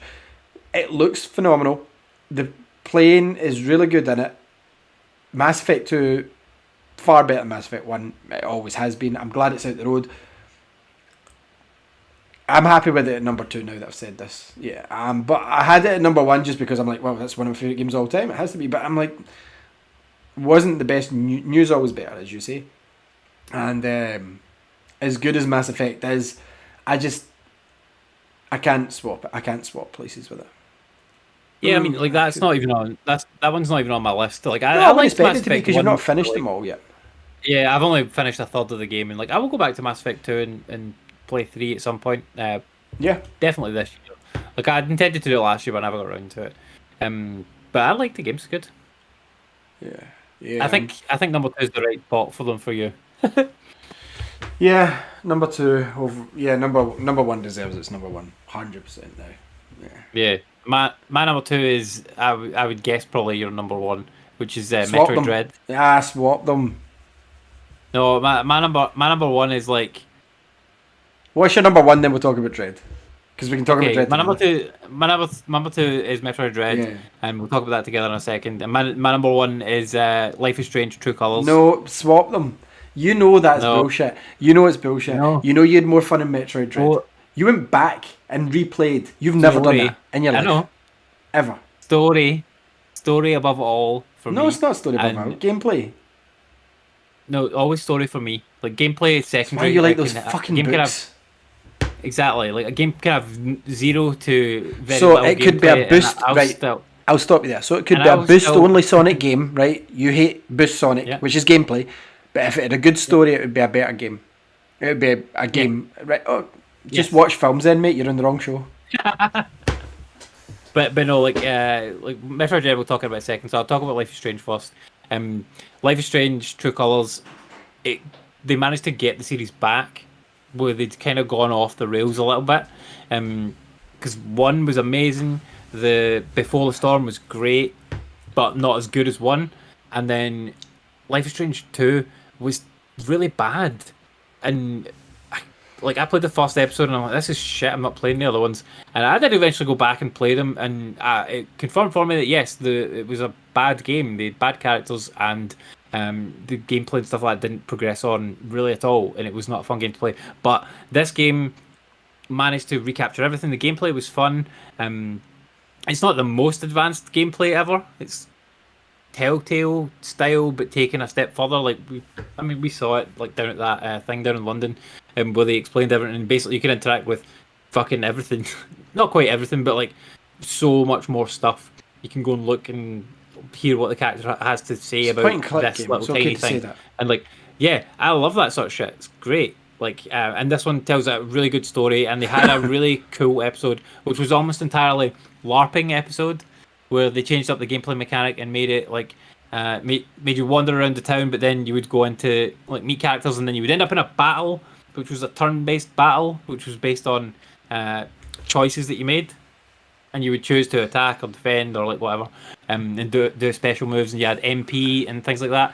And you had little items that you could pick up and use in the battles, and like that was really cool because like it was well told within the thing because they were doing it for like a nice reason for this wee boy for his I think it was for his birthday, but it seemed like they were just going to do it as like here's just part of the story, you're going to walk around and do this for like 10-20 minutes and it'll be over, but it was like hours of it. It was like the full episode was this thing, like 2 hours of this LARP, and I really liked it. It was fun, and like by the end of it, the characters had all got so immersed into the LARP that they made things go into like there was a big dragon and stuff appeared, and like they made the characters like really imagine it, which made it show up on screen.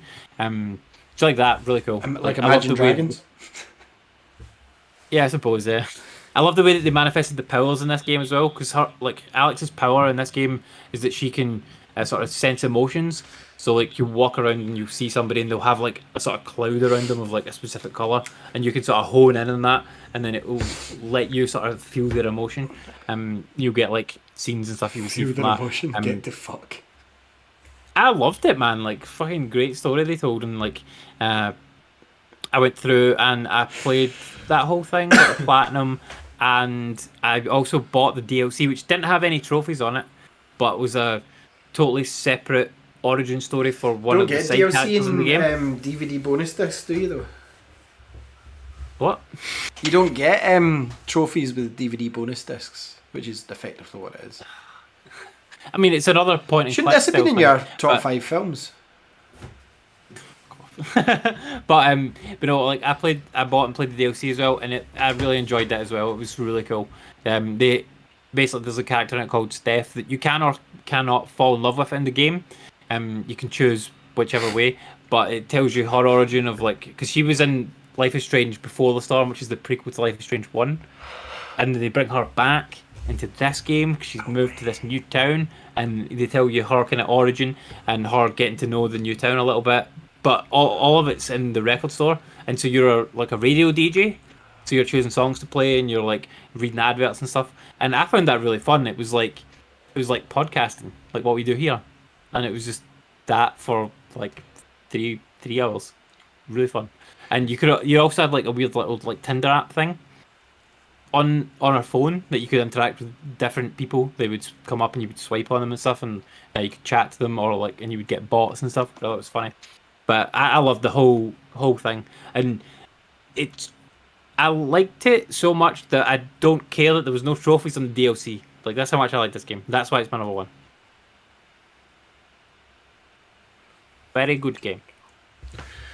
Okay, now that Andy's finished talking about his film, we'll talk about the true number one game of the year, which is Metroid Dread. Like it was very, very close between these two games. Swap them because Mass Effect's much better than that game you just talked about. Anyway, Metroid. I think I would have played a lot more of these games if I'd been a Nintendo guy. I think this would have been my favourite franchise. I was a Sega kid growing up, so was Andy. I would have been a Metroid fan. This would have been my. People are Zelda guys, Mario guys. I'd have been a Zelda guy. I think if I'd played NES and SNES, this would have been my jam. I'd have been like, it's fucking cool. So I've never played Super Metroid to finish. Never finished Fusion. I finished Zero Mission. I haven't went back to Samus Returns, but I'm nearly done with that game, and I've not really touched the Prime games. I know Andy's roughly the same. Yeah, basically. So Dread coming out, it was like, this looks fucking awesome.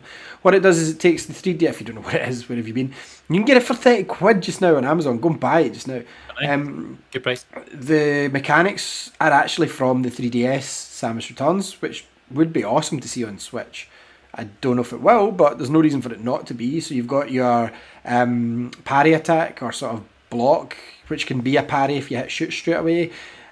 The annoying thing going back to Samus Returns is it doesn't have the slide. Like seeing this, I get so used to sliding by tapping the L button, like you could slide under small gaps and go straight into the ball to escape and stuff. And in Samus Returns, you don't. You push out, nothing happens. You just aim. And I'm like, no, I want to slide. So you have to drop into the ball, and you realise that was such a good mechanic just to add that one, just to keep the flow going. And that's the one thing this game had was flow. Like the whole thing flowed. If you were in a good, if you were in the middle, if you were in the zone, as they say, as the kids say, if you were in the zone, you could flow this game and like totally wall bounce, jump, blast things away, not care. This game, you were a badass, but not one point did the game let you keep that feeling. Every time you get a new power, it's like, okay, kill a few things, right? Here's something that's going to mess you up. Like, just as you're enjoying your brand new super rocket launcher, a bigger, badder version of a Shozo soldier comes along with a shield, and you're like, shit. And it's as much a puzzle game as it is a action platformer, because you have to work out each boss's routines. And I don't mean like Souls or anything like that. I just mean like each boss is its own puzzle piece. And I know some folk might say that with Souls, but it's not really. They've got their tails. It's a very different style. This is more, what's the one thing I can do to this boss? Because just as you figured out the Chozos, they throw you a faster one, then throw you a stronger one, then you throw you one with a shield, and you're like, they fed me the same enemy 4 times, but each encounter's felt different because of its abilities. I don't know another game that's done that. It's fed me the same enemy several times, and it's just got different, like, incredible. Graphics look phenomenal. I played most of it in the big screen, which is new for me. It looked great on my Switch. I didn't play it in OLED really at all. However, it does look great. I love the ambience. People complained that it doesn't have a good soundtrack. It doesn't have a good. Doesn't need it. This is an ambient game. It made you panic when those fucking Emmys came and you had the boop boop boop boop boop boop boop, boop and the drips and the. You just had to run. The minute that Emmy was after you, you were like, fuck. Panic set in. You wanted to get out of there straight away. You were like, nah, this thing is going to mess me up. Because if an Emmy catches you in its patrol zone, and this game's, it didn't market it well. It looked as if the Emmy was going to follow you for the whole map, like Nemesis did in Resident Evil. And it's not true at all. Like, so your map's a square like this.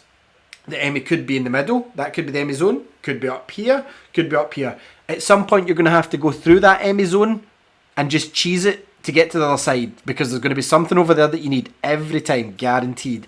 In between, you've got the standard aliens. Every one of them want to kill you somehow. You've got your platforming, which sometimes has. It's not like Sonic where you can hit, jump, and hope. Same Mario. This is sometimes it's got to be spot on or you're dead, and sometimes you just have to accept the deaths. I finished the game pretty decent. I even finished it quicker than Mark did in his first go, even though Mark's beat it in New Game Plus. I'll say that right now. I did. Which is an achievement for me. But like the game and all, probably one of my favourite games I've ever played. Like when we revisit the vault, Metroid Dread's gone up quite high. Just great. I can't think of much to fault it apart from the challenge, but that's more based on me being a gamer rather than the game. I do feel like I came out the other end as a better gamer. I don't know if the skills have lasted. But I genuinely, I'm not as apprehensive at approaching tougher games now after beating Metroid Dread. And people might be like, Metroid Dread, try Metroid Dread and tell me it's not a hard game. Every person that I have seen that's reviewed Metroid Dread, like all the guys I watch Spawnwave, RGT, all those guys, Dreamcast guy, I like all those guys on the Spawncast. Every one of them has beat Souls, most of the Souls games, and everyone said Metroid Dread was a hard game. So, Souls players saying that Metroid Dread was hard. It's with it being a hard game, right? I don't feel that it's too hard. I think there's a couple of bits and pieces in it that are like in the boss battles, and more specifically the Kraid boss battle. But it could have just been me. I just couldn't get it. It was just you. Maybe I went into the game like expecting it to be a bit different. I don't know. But when I went back and played it again, like I managed to beat it without having you know what you could have done? You know what you could have done? See if you roll into a ball, if you'd went into New Game Plus, and you'd went in the left-hand side, you know that fires you out into his belly and kills him in one hit? Yeah, obviously like, I didn't do that. No, of course you didn't. I started a new game from scratch and played it like legit. So I had completed the whole game legit. Yeah, I think that's more for speedrunners. Do you know what I mean? It's an option for speedrunners. Yeah, totally, yeah. But I mean, I loved every bit of this game. And then, do you know what was cool? And I didn't hate it. It wasn't snow, so it doesn't count. I was thinking, does this count as snow? When you came back to levels you'd been in, you're like, oh, back here again. but it froze everything, and it was like, Yeah. this feels different. Like every part of this level, now my jumps aren't the same. I'll slip and slide. I've got to watch what I'm doing. Like Samus's white and blue suit looked fucking cool. I love that amiibo I got over, which is still in the box up the stairs with the Emmy because it came after the game came out. Not that I would have cheated during this game, but I enjoyed every part of this game that I played. I really wish they would do DLC. I really would. This is the game that came out and everyone was expecting Prime 4 and they went Metroid 5 and I was like, 5? 4's not. Oh, Metroid. Because what you forget is, yeah, they've all got these subtitles, but see each one of these games, when you put them on, it doesn't say Return of Samus. It comes up in the start credits and says Metroid 2, Metroid 3, Metroid 4. It's only in the boxes they've given these Return of Samus, Fusion. Yeah, yeah. None of these count in the actual game. This is the 5th Metroid, and it's fucking amazing. And and Andy started playing it before, and I really shouldn't, but I keep, you talked about Nintendo Switch Online games, I keep looking at Super Metroid going, everyone says it's the best game of all time, or one of the best games of all time. Regular in the top 10, like on almost every list. And I loved Metroid Dread, so surely this has got to be better or just as good. So I think I have to visit it at some point, because Return of Samus, it's fine. I think you should try it, Andy, on the 2DS. Yeah. I think it plays really well. But it's never up there. Like, but it's not get that call to me that Super Metroid. I hear Resident Evil 4, I hear Super Metroid, I hear Ocarina of Time. I've played Resident Evil 4, I've played Ocarina of Time. Like, the one that's up there in the top 10s, and most top 10s of all time, Super Metroid, I've not touched. Like, I've fired it up, sure, but I've not got into it. So I think I need to give that a go. And that's one good thing. Like, I would say if you've never played a Metroid game, try Dread first, even how hard it is. Push yourself, try.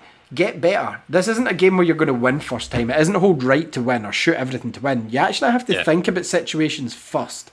And see all these people, Jeff Grubb was one of them. Oh, it's not good level design. What? They've got hidden blocks. Great level design.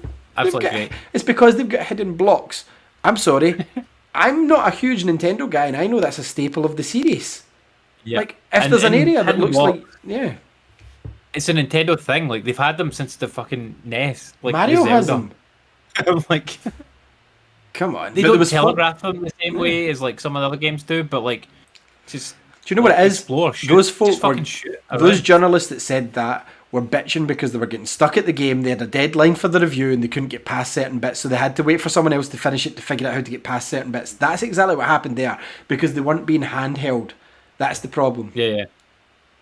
And I didn't want handheld at any point during this game. Sure, it would have been nice, but this game doesn't. It doesn't even highlight. Like, some games will flash orange bits or blue bits of bosses. This game expects you to figure out where to shoot the boss and then how to dodge his attacks and keep doing it. Yeah. Great. Anyway, Andy, I'll pass over to you. Like, Oh, I mean, I think I agree with basically everything you've said there. Like, it's a fucking amazing game. Like, I'm kind of in the same boat with you with Metroid. Like, I've never really played them too much before. Outside of playing a little bit of Super Metroid, but like more so years down the line. Yeah. Not at the time it was out. This is the first time I've played like in the sort of release window.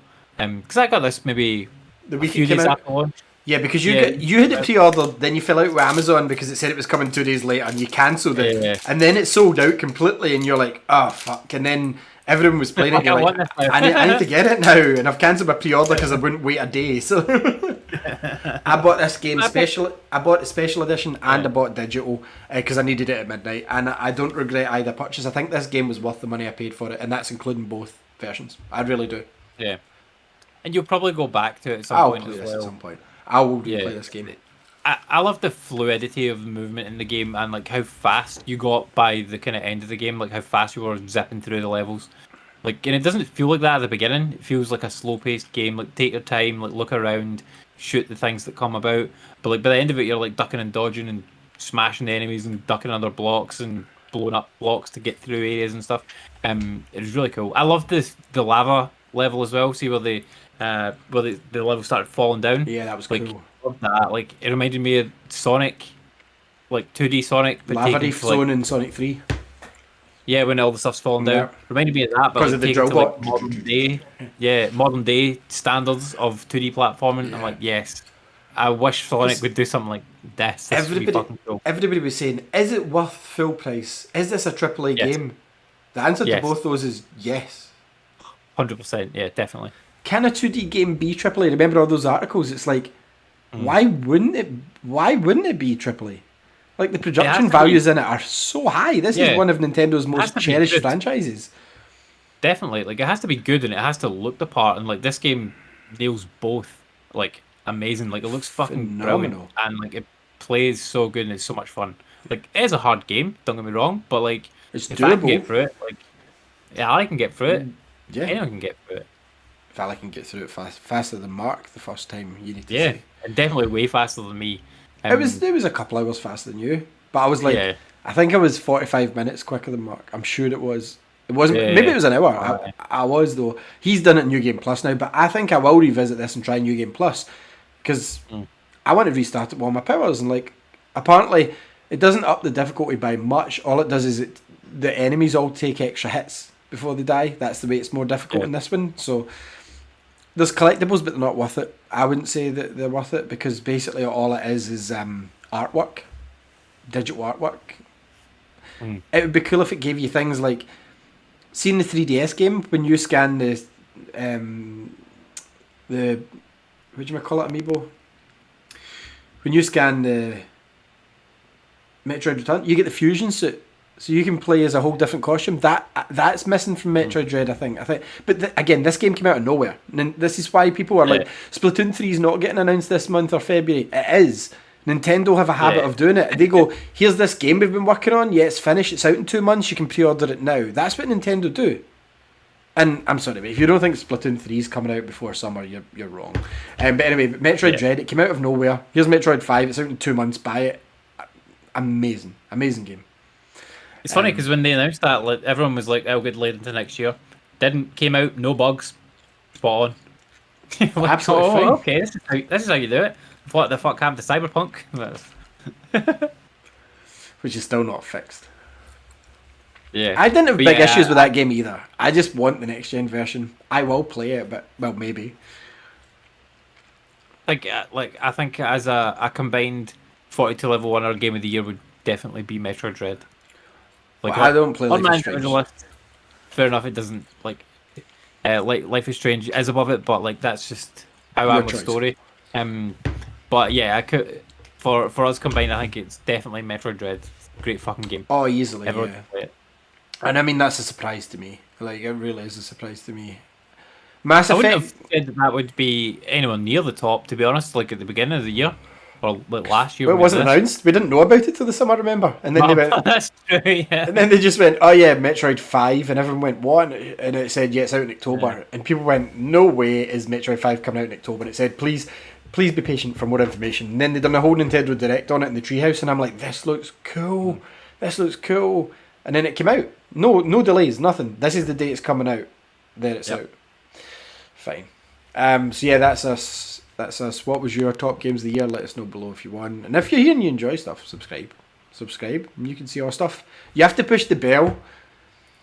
I've found that out now on YouTube. And I know we've been doing YouTube for a while now and I've been watching YouTube for years. But see, some of the guys I subscribe, I miss their videos because YouTube don't push them through if you don't push the algorithm, And I don't know why. So if you want to see our stuff and you like it, push the bell and it'll come up. We usually do it every Tuesday. Sometimes we take a break on a Tuesday. We're getting old. Like I get out of the shower and pull my neck this morning and work stuff on us now because we're almost 40. But anyway, now that we've finished that, what we've got to move on to is my challenge for last year and my challenge for next year. Unless Andy wants to throw down the gauntlet for something, but I have got two in mind.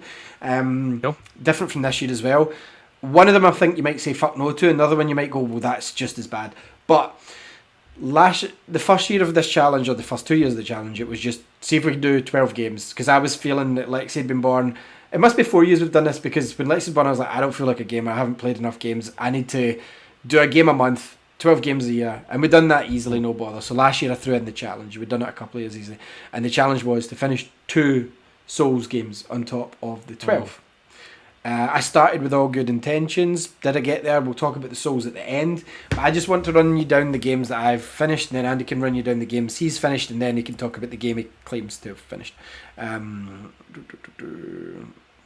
So, games completed in 2021, Andy. The first game I finished was actually a PS3 port, I think.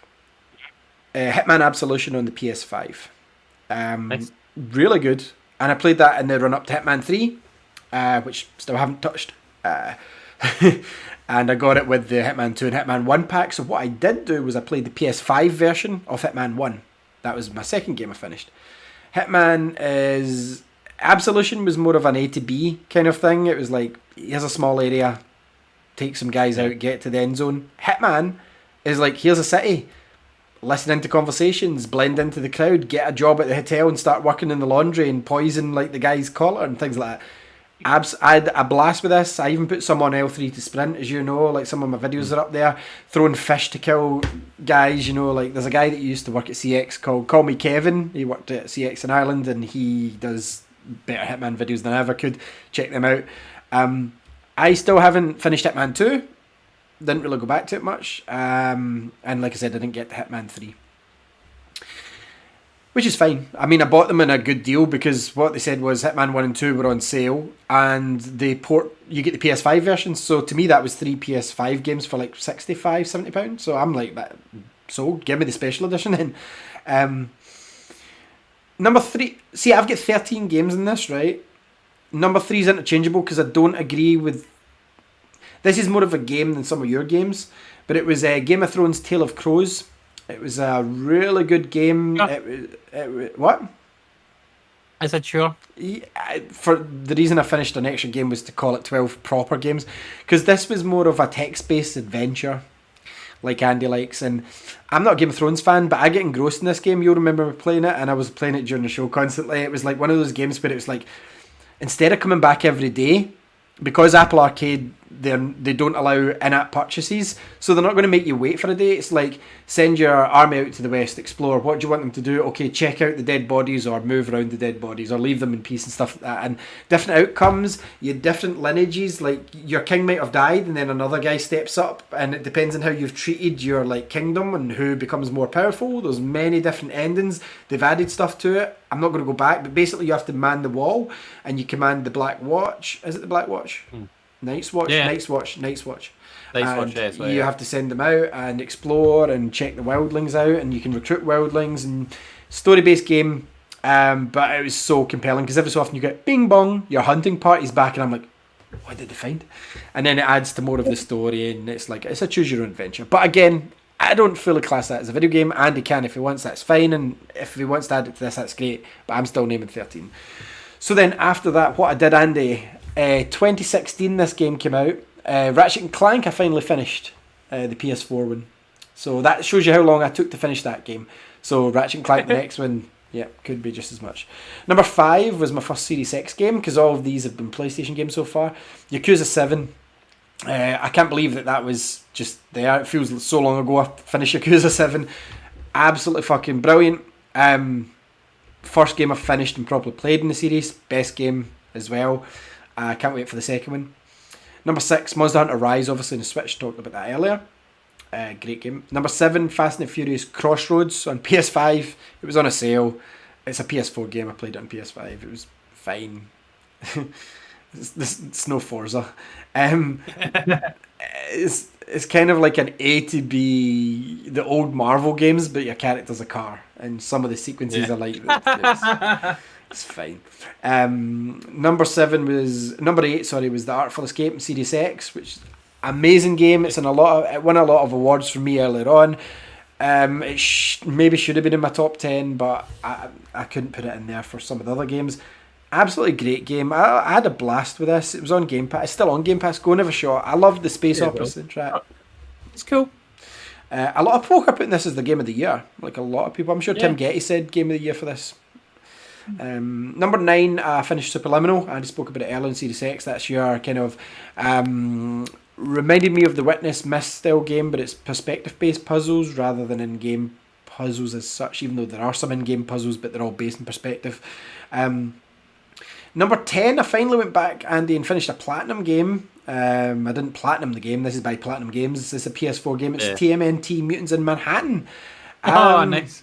Actually, it was okay. It wasn't bad. Didn't hate it. And this is one of those games that I played. I think I get stuck at a bit and I never went back to. And then I just loaded it up and I'm like, do you know what? I'm in the mood to play it. And I've played it after Metroid Dread, which was... No, I didn't. I finished Metroid Dread after it, but playing Metroid Dread inspired me to play a lot of games that I thought were maybe a bit difficult, and I went, this isn't hard. Yeah. This isn't hard. So number 11, like I said, I finished Metroid Dread off. It was really good. Talked about that. Game of the year for me.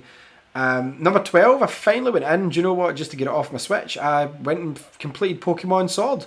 It was shit. It was really shit.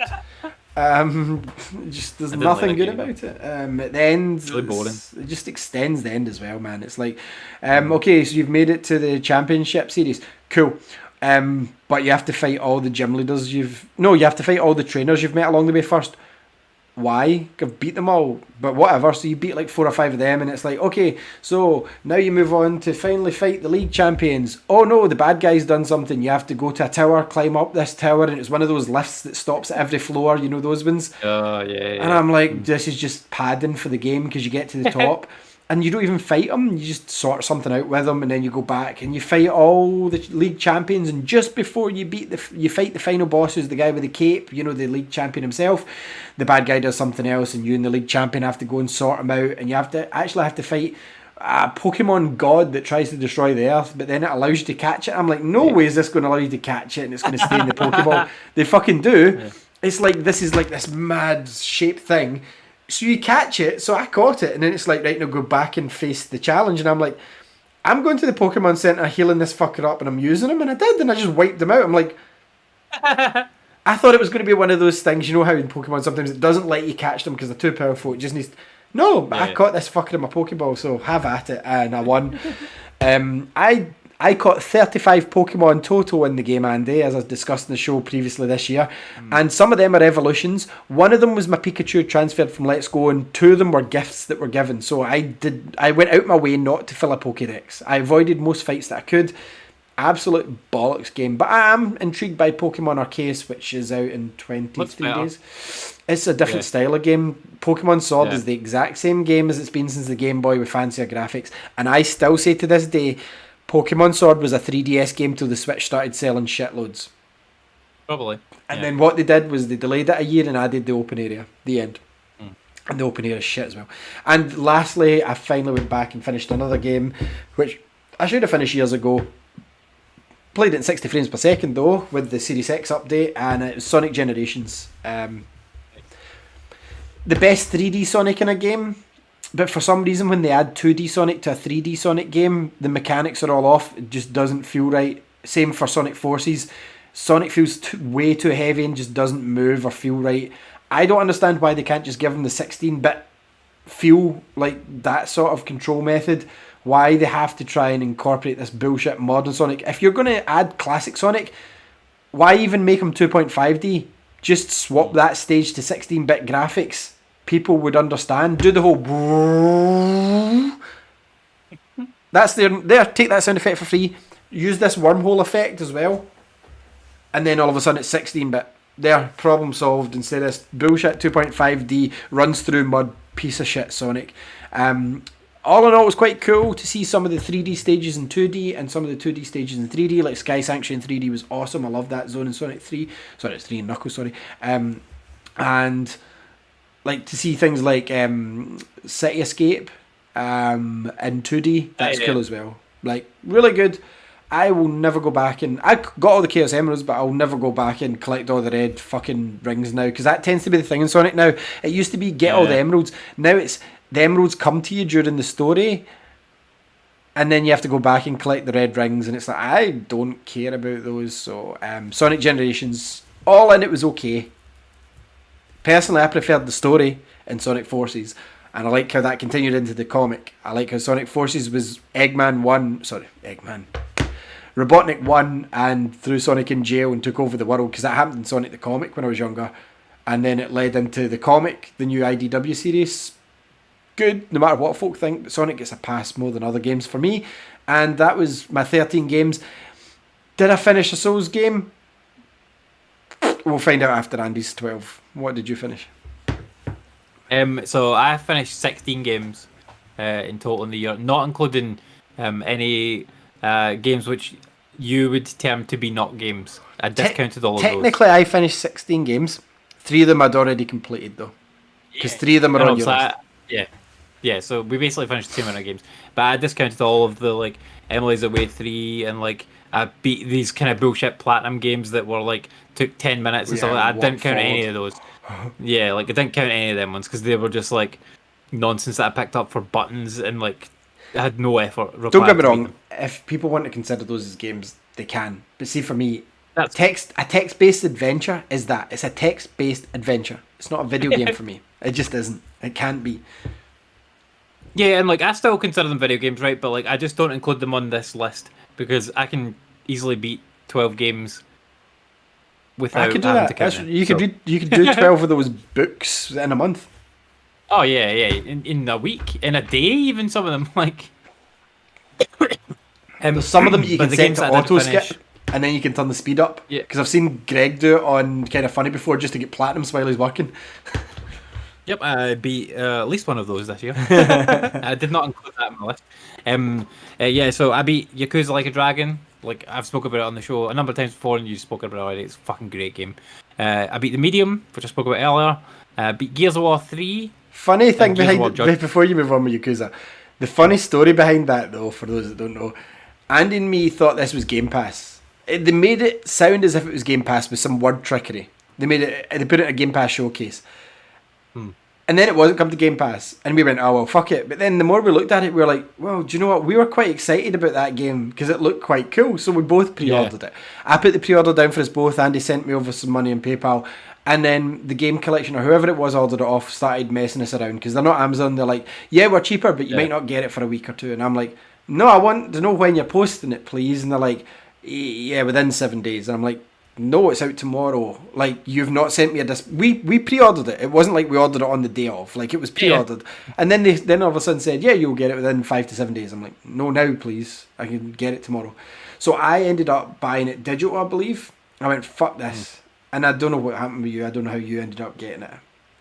Yeah, I just ordered it on some Yeah, other you website ordered and got it delivered. But what happened to me is I get banned from PayPal for 2 weeks because of this game. Because when I sent Andy the money back, you could put notes, and I didn't think anything of it. I just put in the note Yakuza money. Yeah. PayPal banned me because of suspicious transactions, and it was that one. And I read up, and apparently they were doing it to a lot of people because they were doing similar things. Like, I guarantee it wasn't just me, because this was like a deal where it was buy two for like 40 or buy two for 50 or something, Yeah, or buy two for 60, and we were like, oh cool, I'll buy them both. Just send me over the money. So it's £30 each. I think it was 2 for 60, and you sent me 30, and I put the 30 down. Yeah, something like that. Yeah. And I sent it back, and I thought, for one, do PayPal themselves generally think that Yakuza dealing £30 digital transfers over PayPal, and they list it as Yakuza money? Like, what were they doing in the 2 weeks? Were they looking at my family tree to see if I had any ties to the Japanese mafia? Like, what did they think was happening? Like, Yakuza just came out. See, do you know what they should have done? Phone me or message me or emailed me like the bank does and say, what happened here? Can you explain this? And I'd have said, yeah, sure, Yakuza 7 was out. My friend sent me money and we decided not to buy it, so I sent him the money back. The end. But they took 2 weeks. And PayPal is quite valuable these days. Like, we couldn't have Just Eat properly for ages. Like, see, for those entire 2, I know it sounds like first world problems, it is. I had to walk to the bank to lift money to pay for my fucking takeaways when they were coming because I couldn't use my Just Eat. But anyway, that was a funny story about Yakuza. But yeah, Gears of War 3, Gears of War Judgment, we both played through and beat those together. We Gears of War's ourselves out this year, man. We did. We really, because by the time we got to 5, we were like, oh my god, this is a slog. And Judgment is the best one. Like, we will go back and finish 5. Yeah, we will. We will. 'Cause we're not far off of it. And I don't think. I've still got the Hivebuster story DLC to play that I left for this reason, and I never went and played it. I tried it, but I never went and finished it. But yeah, Judgment's the best. Then I beat Maquette on PS5, which was a kind of weird puzzle first-person adventure, sort of similar to Superliminal, but not anyone near as good. Gears of War 4 we beat as well. Yep. Then I beat Assassin's Creed Valhalla, which took me a long fucking time because it's a ridiculously long Actually, game. I beat another game. Like, I beat 4 games on top of that, and so did you, because like I beat Mass Effect 1, and I forgot to add Oh it. yeah. So, like, I think I've counted that. You've counted it in yours, right? So see, Yeah. I beat 4 extra games because we're not allowed to include games we've already beaten. So like Mass Effect 1, Gears Judgment, Gears 3 and Gears 4, I'd previously finished. This list is you have to finish 12 games you've never beaten, just in case people didn't know. Yeah. You can have started the game already, but you can't have completed. No, you can't to be finish included it, no. in this. Yeah. Yeah, so Valhalla, played that too long, way too long. They need to shorten the I next gave game. up. Like, yeah, no wonder. Like, I nearly gave up, and like, I love When Assassin's it Creed. feels like an effort, I play video games for fun and to relax. Whereas Yeah. Valhalla made everything feel like an effort. Like I'm putting in work. It didn't feel like fun. It felt like I'm Yeah. clocking in here to do a chunk just to get out the road. Yeah. And like, I didn't like the setting as much as some of the other ones. Like, Origins is the best one of the new ones by miles. Like, the Origins is setting's great. cool, the characters are cool, the story's good. And it Like wasn't too long. the gameplay's the same in all three, and it wasn't too long. It was maybe like 40, 50 Well, I hours, think the which was difference fine. was it didn't gatekeep certain sections like Valhalla and Odyssey Well, that did, as where well, it's like, yeah. okay, to progress, you now need an extraordinary amount of money that you've never held on your person. You never will in any other Assassin's Creed game. Yeah, I want 20,000. What? The most I've ever had in my pocket in any Assassin's Creed game is like 200. And you want me to go and do this Yeah. just because you want to force me to go and play your bullshit side quests. That, see, if you took out the game, you wouldn't need to crunch. Just work in the main story.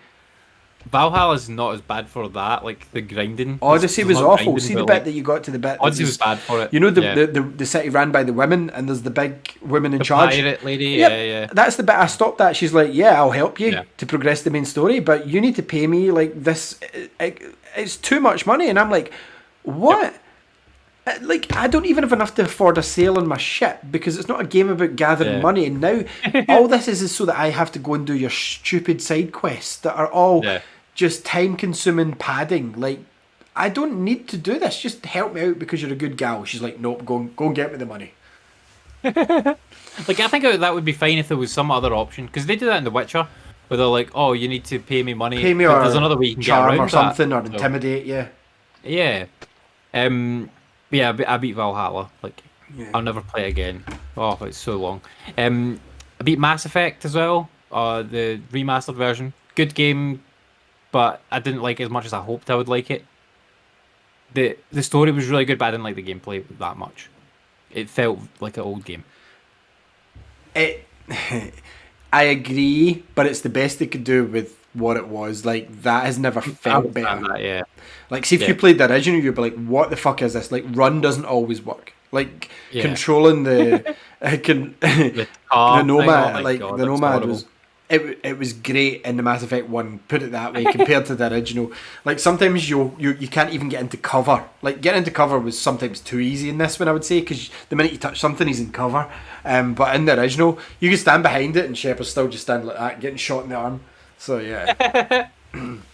But yeah, I finished that, and like I say, I enjoyed the story, but not so much the gameplay. I look forward to playing the next one, but I've not gotten round to it yet. 12 minutes I've completed that on Series X. Spoke about it already. Beat Bloodborne. That we'll talk about more in the Souls section. I beat Bloodborne. I did beat it. I also went back and beat Judgment after, because I really liked Yakuza, and I'm like, I want to play more of this, but I don't yeah, I want forgot to you play played the that. old ones. So I went back and finished Judgment. I really liked that game. Like, great story. They overtell the story a bit towards the end. Like, they repeat a lot of stuff, a lot of dialogue. There's like big half an hour long like bits. Which, of as you know, I hated in story Yakuza dialogue. 7. Like, She hated, yeah. But I didn't pick up the new Judgment yet, the Lost Judgment. I'll get round to that this year because it looks cool. But I thought I'd beaten Yakuza and Judgment, and then there was a bunch of other stuff. I never got around to playing Lost Judgment, but I'll definitely do that this year. I went back and beat Watch Dogs 2, which I did not like at all. Really didn't like that game. But I know you really liked it, but I thought the first game was better. it was different. They were two very different games. I would say They were Watch Dogs very, 1 very is different games. more Assassin's Creed modern day, and this was very much Grand Theft Auto Saints Row, kind of with Watch Dog Yeah. elements.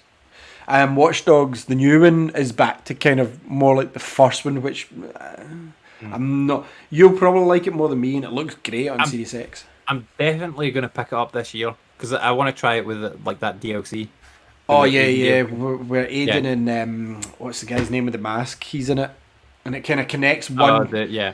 It connects one and One two, and wrench. It connects 1 and 2 together into 3, and they've rewritten the story. Because see, Legion didn't appeal to me at all because you just play as random characters for the whole thing, and every Yep. review said it's decent, but you can't feel an attachment to the main character. So what they did was they said they've obviously realised the mistake. And they went, okay, so we're adding Aiden, but what we're going to do is rewrite the entire story. So now you're playing a proper follow up. So I loaded it up and I played the DLC, not all of it, where you're playing as Aiden and then wrenching backwards and forwards, and I'm excited to play the main game and see how it fits in, because I did start this game and I knew what it meant. Like within the first like half hour of playing it, the intro and stuff, it's like, okay, I'm now this person.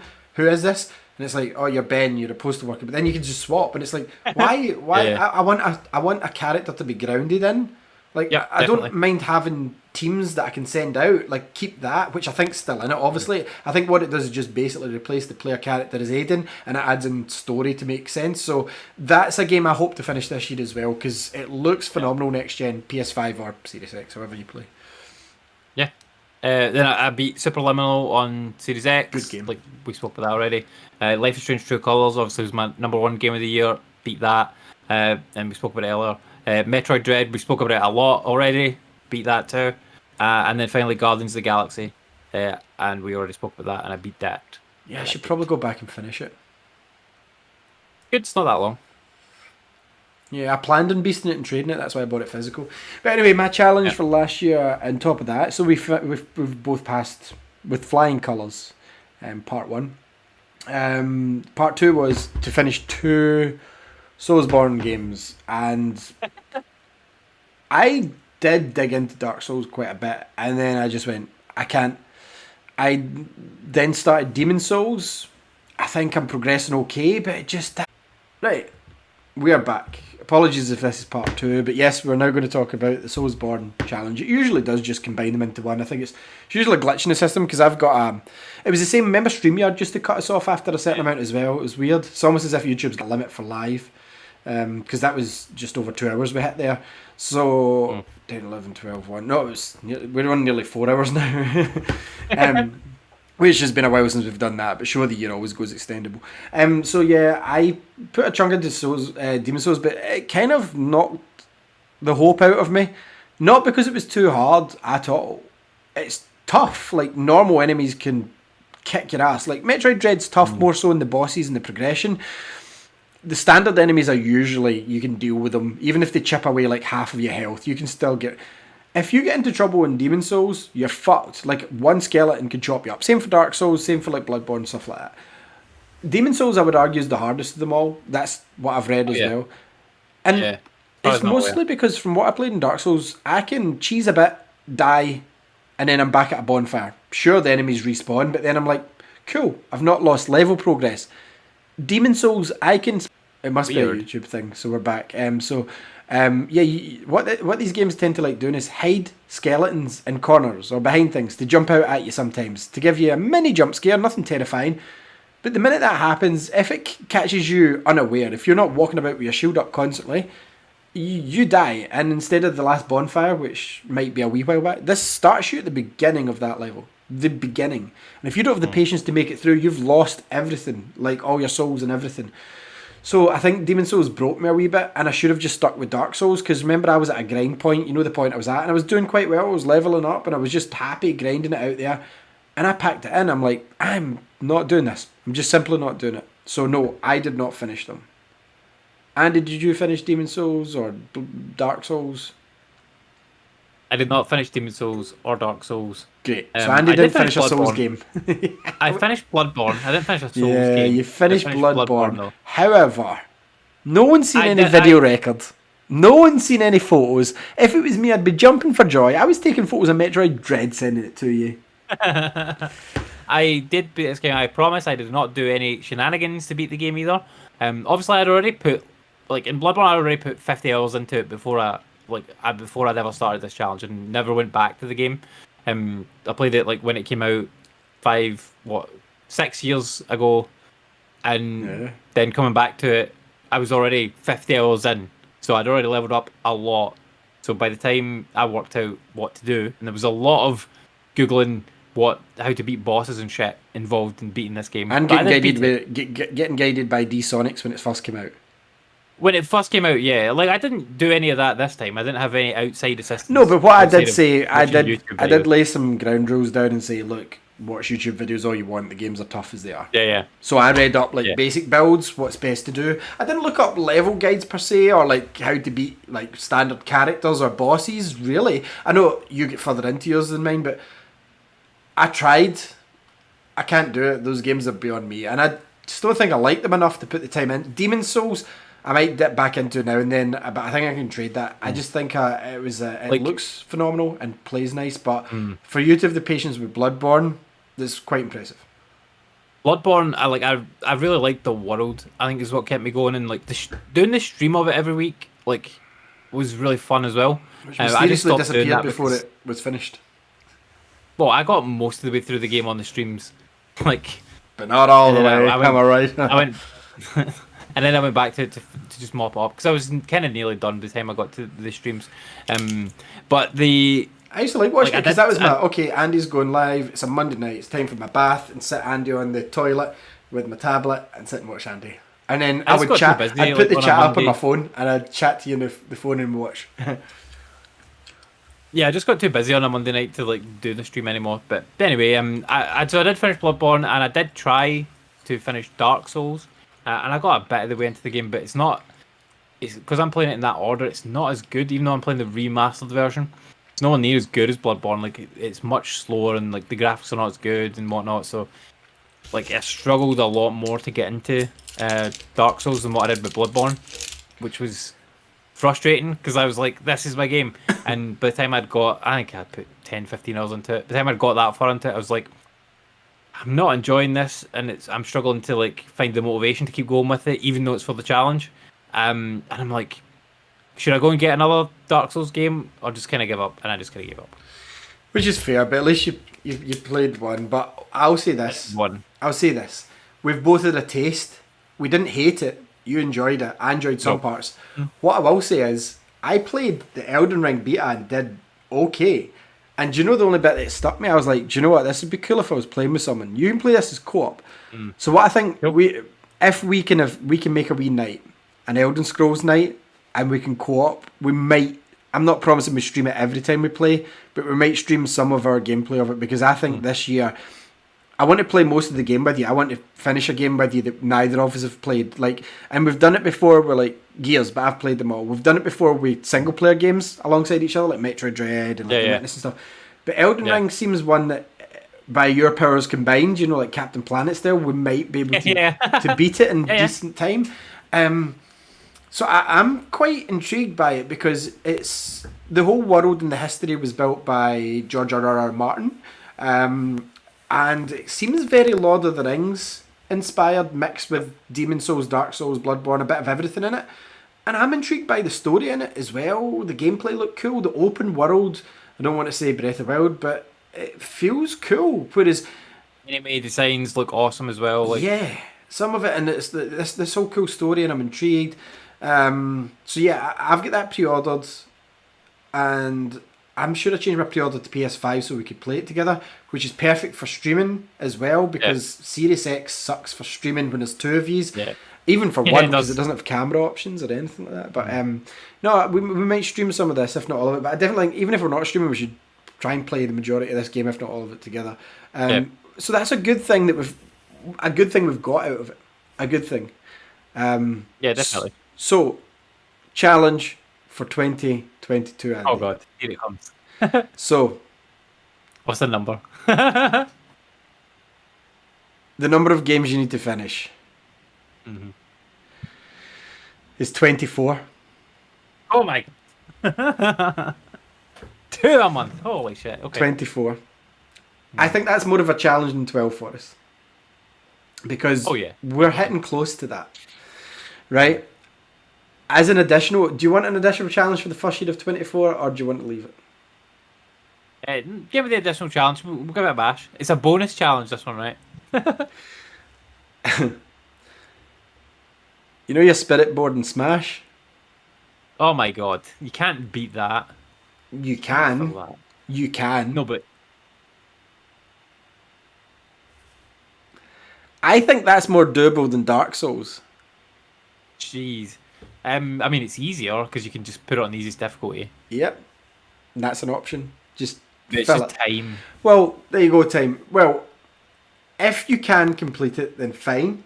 However, Let's what about we throw it down and see who can get the most by the end of the year? Because who gets the most. Yeah, let's do that. Cool. Yeah. Neither of us have put that much time into it, really. I think No. I had a night of playing it for the first time like a few Yeah. months ago.